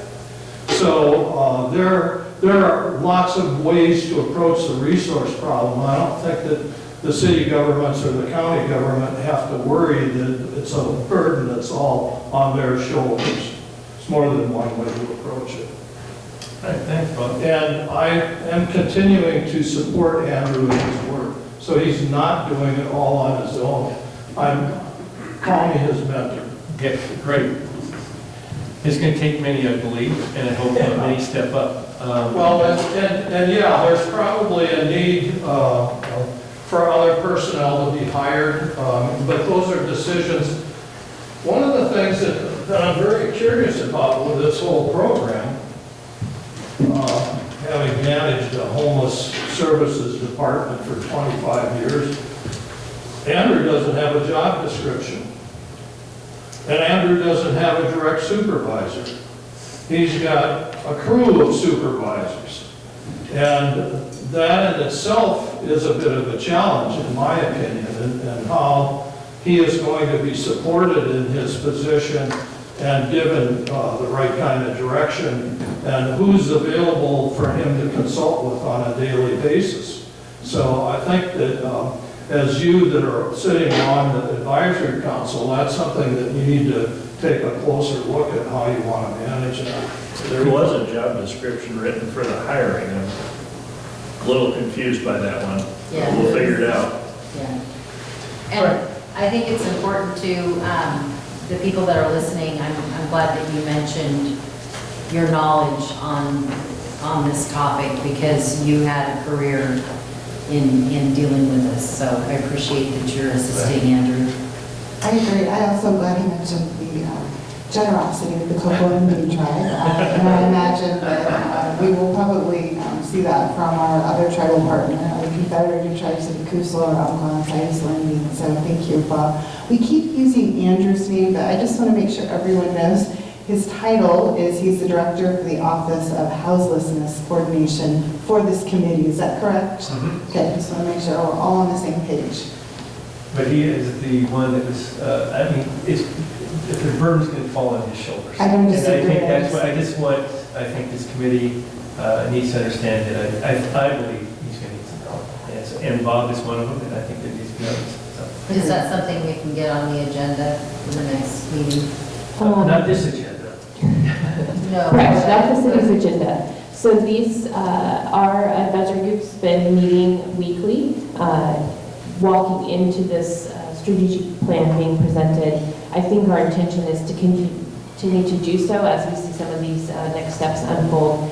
Andrew and I have been also meeting weekly to establish that agenda and also some tasks that we might look at each week, just really focusing on 7 days at a time, because this is a huge undertaking on his part and this advisory group's. You sound like you might be the supervisor.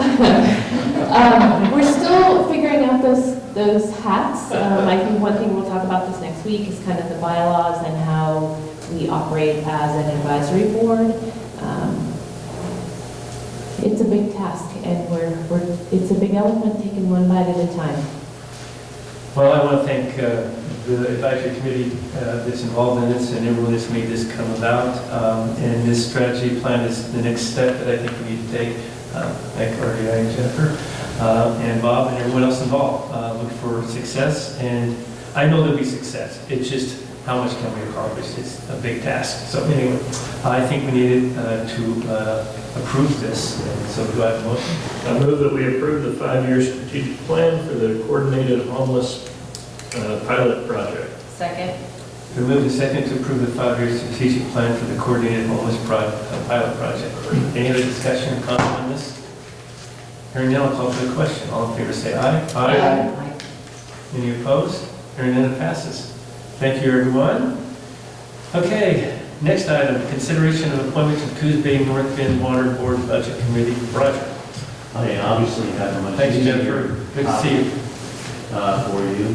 Each year, the Water Board extends an invitation to both the cities of Coos Bay and North Bend to consider appointing either their mayor or a council member to participate in the Water Board annual budget meetings. I will share it's not limited to elected officials. Should you wish, you could appoint one of your appointed officials. In the past, I have served in that, and this year, Assistant City Manager Rutherford has also said she would be available. There are 2 meetings that are planned beginning in June. The first one is June 1st, and the second is June 15th. They run about an hour and a half. During the noon hour, or so, and lunch is provided. So with that, is there anybody interested in serving on that group? And if not, So does any counselor have a burning desire to be on the budget committee for the water board? In the past, as Roger mentioned, no one has shown an interest on the council, and so he has stepped up and done that. But if anyone would like to, that'd be great. If not, I think Nicole would be willing to fill in if she is. Well, I have a huge desire, but I will no longer be a counselor on June 1st. So Can we appoint someone besides the counselor? I don't know. There's always ways to do this stuff. All right. I just had a question. Is that something that Carmen will be at because he's a board member? Yes, Carmen will be there. Yep. And actually, you know what I think is important? I'm going to reiterate this. I think it's important that we, as a counselor, sit on that board. I think that way we get feedback and we understand what's going on a regular basis. And thanks, Carmen. Anyway, should we suggest let Nicole take and volunteer to do this for us? If she's willing to do that, I'm fine with that. Do we need a motion or just a consensus? Does everyone get consensus? Good job. And since she was a finance director, I know you'll do a great job. She holds our feet to the fire. Okay. All right, next item. Discussion regarding upcoming council vacancy. Roger. yes, sadly, this is a topic we've covered numerous times over the years. But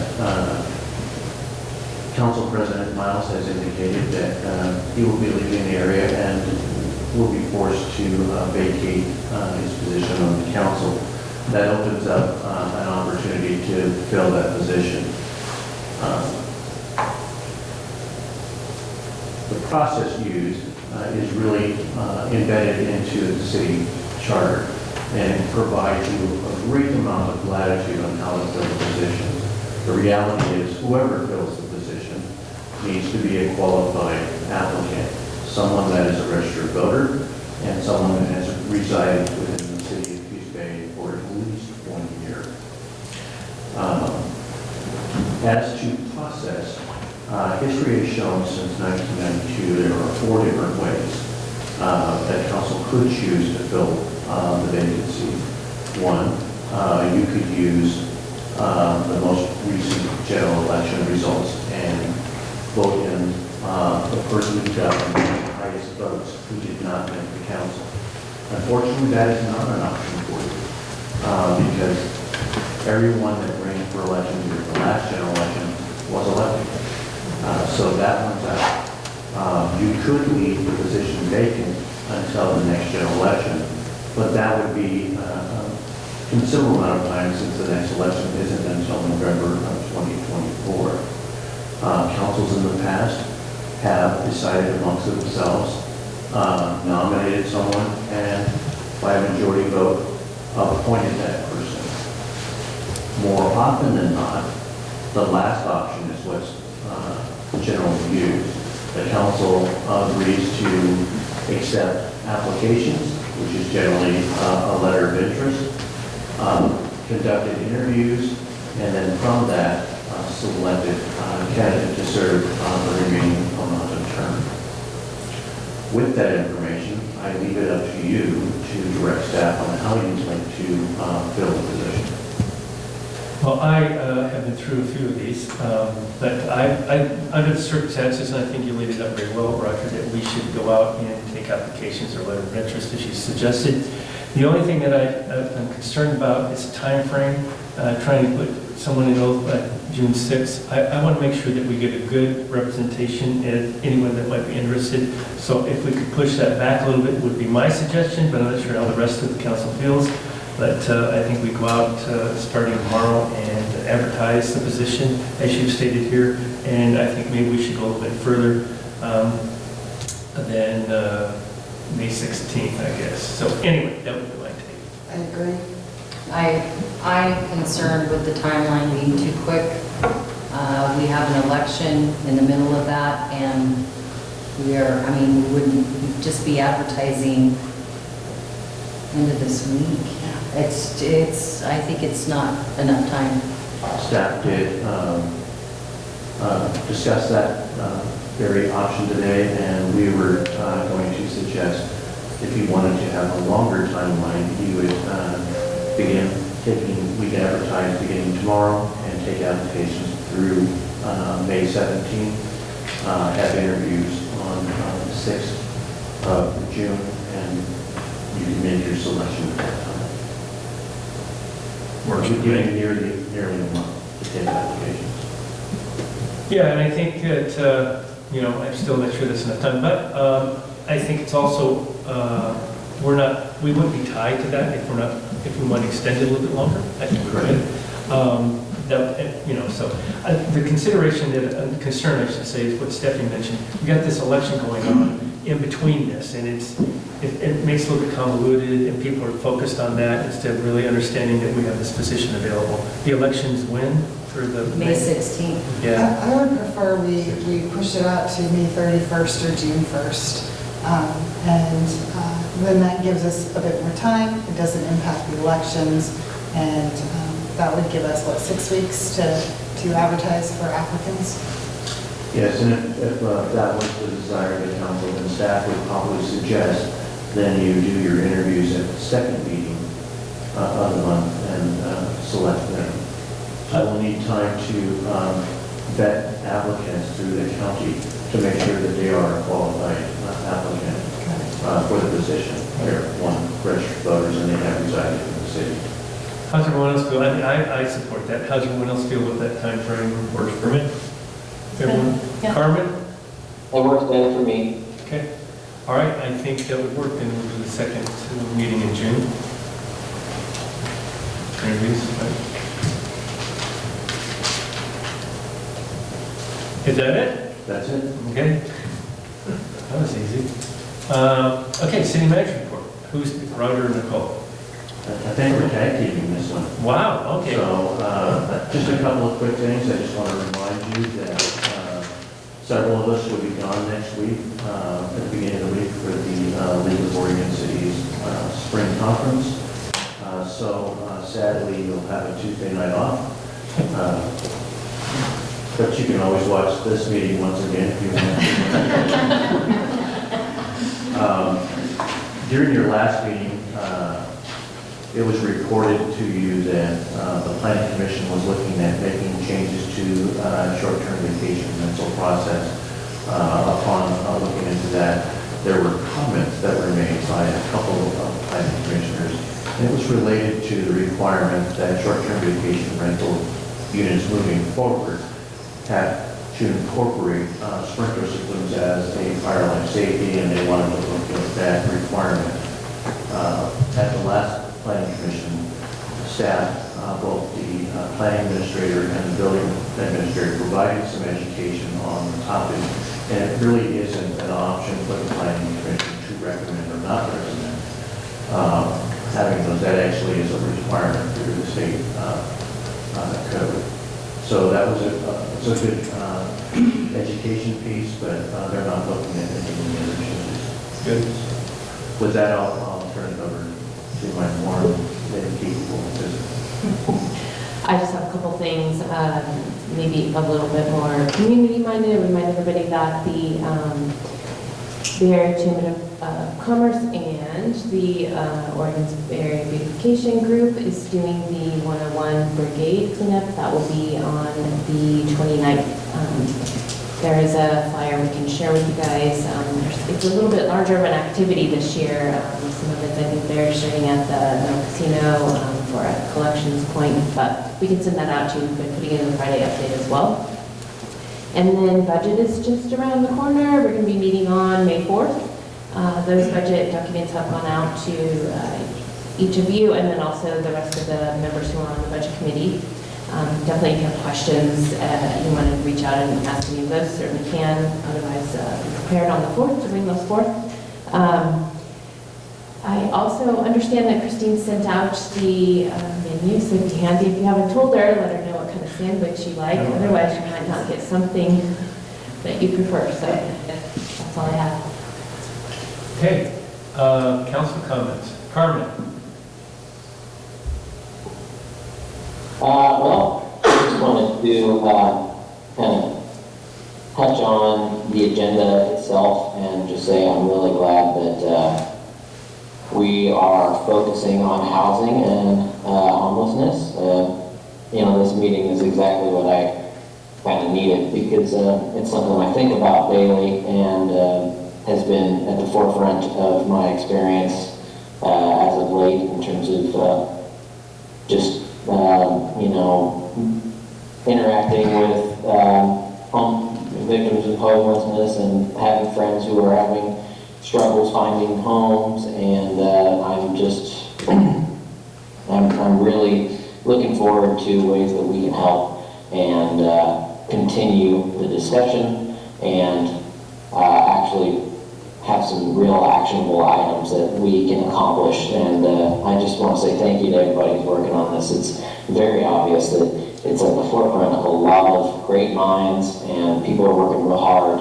And so for the members of our council and our community that are doing so and working really hard, I just want to say thank you because it's something that is very important and I think about daily, and I know that we're all interested in solving this problem or at least making major headway on it. So thank you on that note. That's pretty much all I have.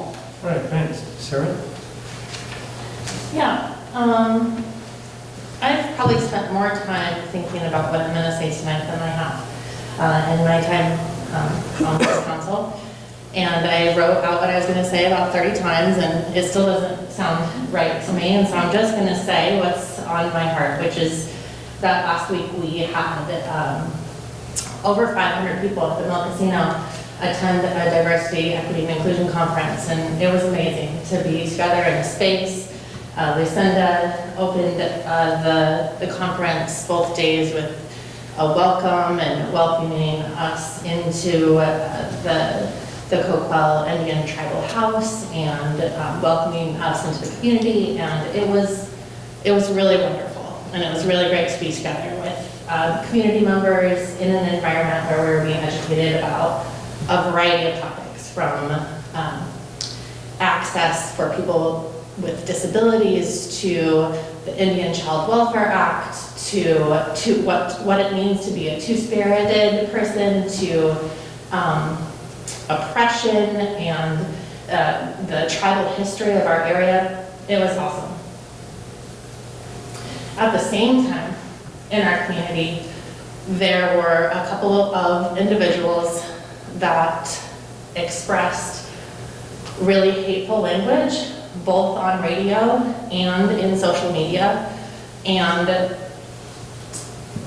it caused a group of students to not be able to gather in a safe place together, to explore identity, and to learn about the history of things like drag queens and what it means to be LGBTQIA+. And these overt threats will not stand here.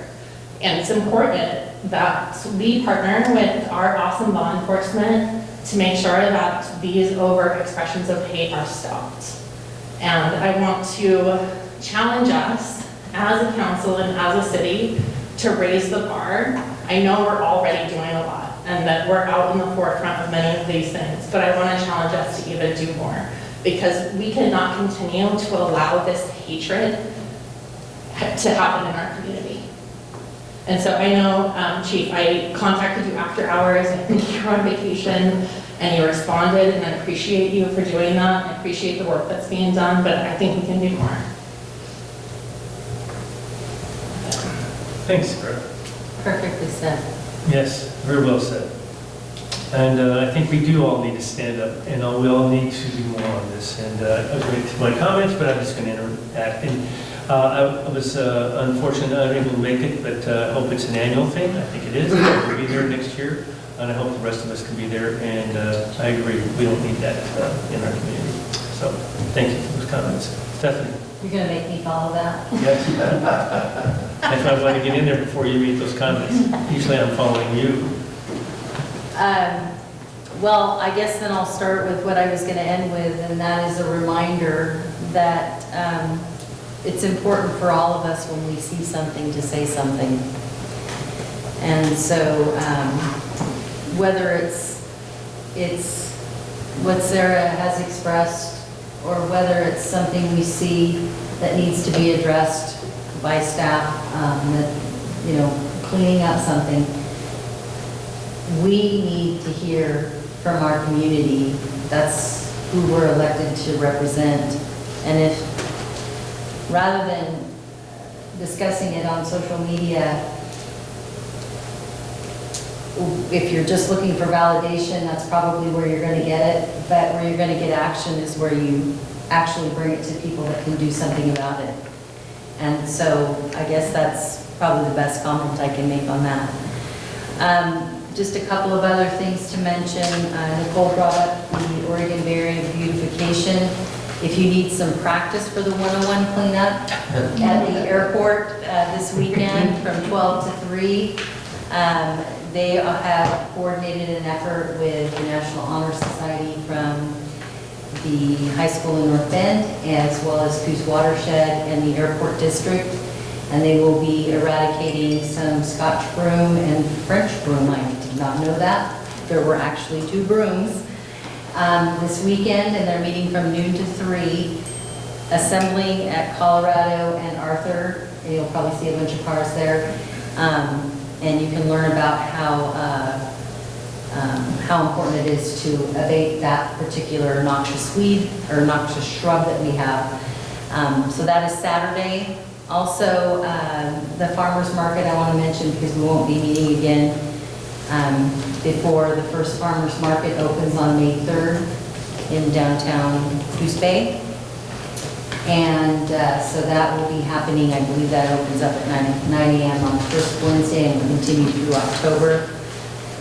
And then finally, my last comment is I think it's important for accountability, as you said, to make sure that we get a report regularly from the Houseless Pilot Project Committee.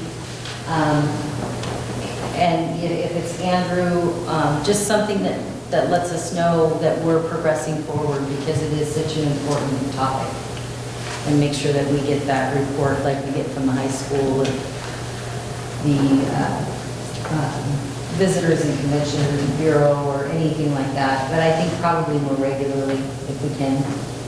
I don't know how often the council wants, but I would like to see that on our agenda. And that's all I have. Thank you. Well, since the library board chair is sitting in front of me and we have a meeting tomorrow, I felt like I should share the library statistics for the month of March. The library had 10,224 total visits. There were 171 new cards issued. They ran 52 programs with a program attendance of 1,372. There were 653 digital downloads and 11,352 wireless internet connections. So despite what you may read in the letters to the editor from certain people, the library is still very much an essential service for our community. And that's all I have. You know, for anyone's information, if you have any of the Audible things that they have online, you've got to call after your birthday or you can't get on. I have to do it every year. They won't give me access, and I'm going, what's the deal? So anyway, just email Sammy. That's about it. Okay, well, I call them and they take care of it. So, Well, Sarah, you're gonna make me cry, so I'm gonna try to not cry. It was a tremendous honor as a city councilor to stand up there to talk about what DEI means to me personally, to talk about the accomplishments of the city, what we've done as a city. And I've forgotten a few things. I had to email Roger, and he gave me a long list. And to also, as many in this room know, if you ever got to hear a speech from, or an invocation from my late husband, it was a gift. And to be able to stand in that space and remind people that they, had he been alive, he would have welcomed you into the house, right, of the Coquitlam Indian tribe. And to finish his remarks with always reminding us, he had told a story about basket weaving. And it was a reminder in the speech that the work that we're here to do is ours, but we always need to be reminded the work we're here to do is for all the people. And it's such a great message, right? And to your point, I think the work we've done at this council to serve on boards, to sit on this dais, that's doing the good work. And I so appreciate your words. And I think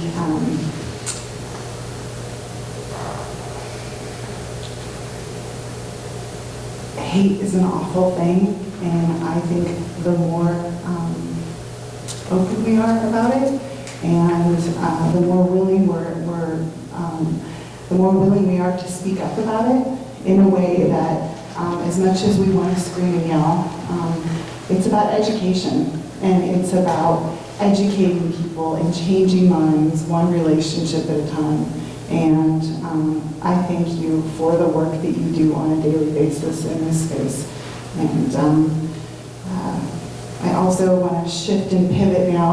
I walk on the boardwalk a lot, and I really want to commend the staff for those beautiful flagpoles that are lit up. They're absolutely beautiful.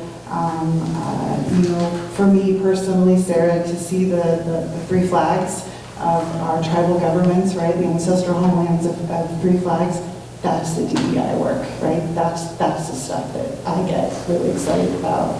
And so I just want to commend the staff for that. And I look forward to other opportunities to improve the boardwalk. I did propose to Roger, I just planted a seed because I love planting seeds. There is a lot of grass there, and I'm always concerned about mowing it, watering it, and just the amount of staff time. So I wanted to throw out there as an option for the staff to consider, maybe the council to consider, as we continue to develop that boardwalk. Perhaps small gravel, perhaps bark might be a better option. I think bark is probably the safer choice for us. But I think, again, we don't have to have the maintenance of someone mowing it. We don't have to worry about watering it. And so I just wanted to put it out there and put it on the record. And lastly, Roger, I just want to understand, I know we've talked about a cleanup that's going to happen at the end of this month. Do I understand this correctly that on the water side, that is the side that the city owns, but on the track side, that's the side that the port owns, correct? Yes and no. Actually, the water side, the port owns as well. We just have an easement over the top. Okay. So we really manage the path, right? And so any trash, because I do walk it a lot, any trash on either side would be the responsibility of the port. Is that correct? Correct, although I believe our staff does pick up trash on the water side. And we did, when we met with the port director a few weeks ago, we talked about the upcoming cleanup. And getting access or permission for those participating in the event to be on in the rail yard. Great. Can we take it one step further and ask the port if they have, like we do, a facilities department that cleans that up? Can you reach out to the port and see if they have someone on their staff that can continually clean it, so we're not just cleaning it once a year? I think as someone who is now walking that almost every day, I can see more and more trash, unfortunately, and I can see some of it picked up, but it'd be great if we could reach out to the port and just let them know that at least one counselor is concerned about it. We can. Those are all my comments. Maybe this is one thing where we appeal to the public as well. Instead of having to be reactive, that we be proactive and put our stuff in a receptacle instead of just throwing it out the window, or, maybe clean to the public to do their part. True. For that port, though, I mean, one of the issues is that it's hard to get in there because it's private property. They don't want to get in there except for so I don't know what the answer is, but hopefully we have a solution for us. My recollection of the berm for the port is that they don't own it when it needs repairs, but if we want to make repairs to it, we do have to ask them. I'll skip to something nice at the end, but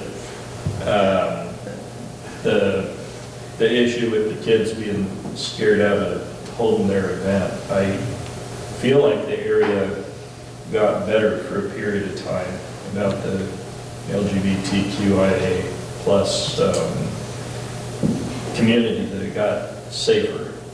I remember when I was a kid in high school, early 2000s,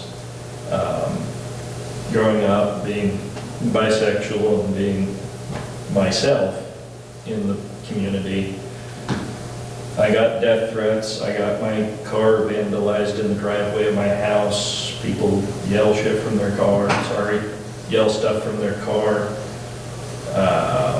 Even happened after I came home from the military. Some people yelled at me outside of a business once. It took me a minute to realize those were people I went to high school with, and they never actually went anywhere.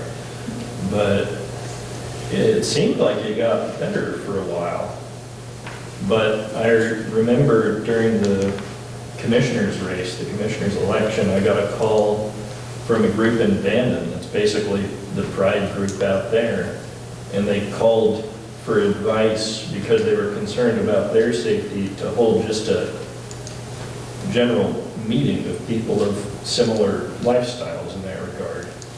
And I helped as one of the de-escalators at the Pride in the Park event. So they called me for that. That seemed like a concerning turning point, where someone was linking the election to threats that were coming from people associated with an individual that was being elected.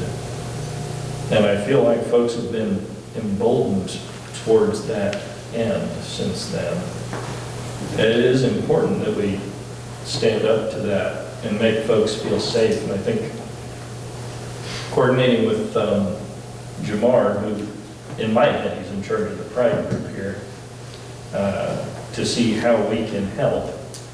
So if I had paid more attention to this, I might have been able to talk to him and see about stepping in to help ensure safety again. But it's something we do have to keep more attention to, I think, because it goes to some dangerous places. But on the happier side of things, I was late today because I was doing my practice for Dancing with the Stars. So the young lady that was in here earlier mentioned choir, and I did choir in high school, but I was told to write a paper for the final, so I was not good at choir. But they did convince me to dance for this thing because it benefits folks with developmental disabilities. It's a fundraiser they got me to do. I'm going to be doing a swing dance to an Elvis song. I forgot what the song is, but my grandma's thrilled. And the event is this Saturday. Doors open at 6:30. Show starts at 7:30. I'll be a little like an eclipse. Don't stare directly at me. You'll go blind. General admission is $25. Seniors are 20, youth 10. And you can cast extra votes for an extra $10. I would recommend voting for gold. That is my favorite. I was hoping John was dancing. I am highly disappointed, but hopefully next year. Where is it? Right. It will be at the Egyptian Theater. And if you go on the Star of Hope website, they currently have a tab at the end of their list on the right that says dancing. And if you click that, you can go in and sign yourself up to be present and watch the terror that will be me dancing. I do believe that the first year that they held that, I was one of the... You were one of the brave souls. Yeah, I'm a terrible dancer. And had I known that you could have people purchase votes for you, I'm sure that I would have won.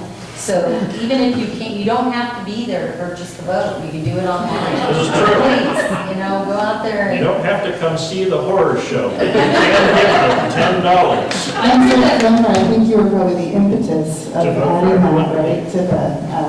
I was upset because I didn't know. I would have rallied all my friends. I heard that Rob Miles wants to come back next year to dance. Excellent. Dance for you now if you want. It is a fun event. Drew, I just want to say that when I was in junior high choir, I was such a good singer that they asked me to be the page turner for the pianist.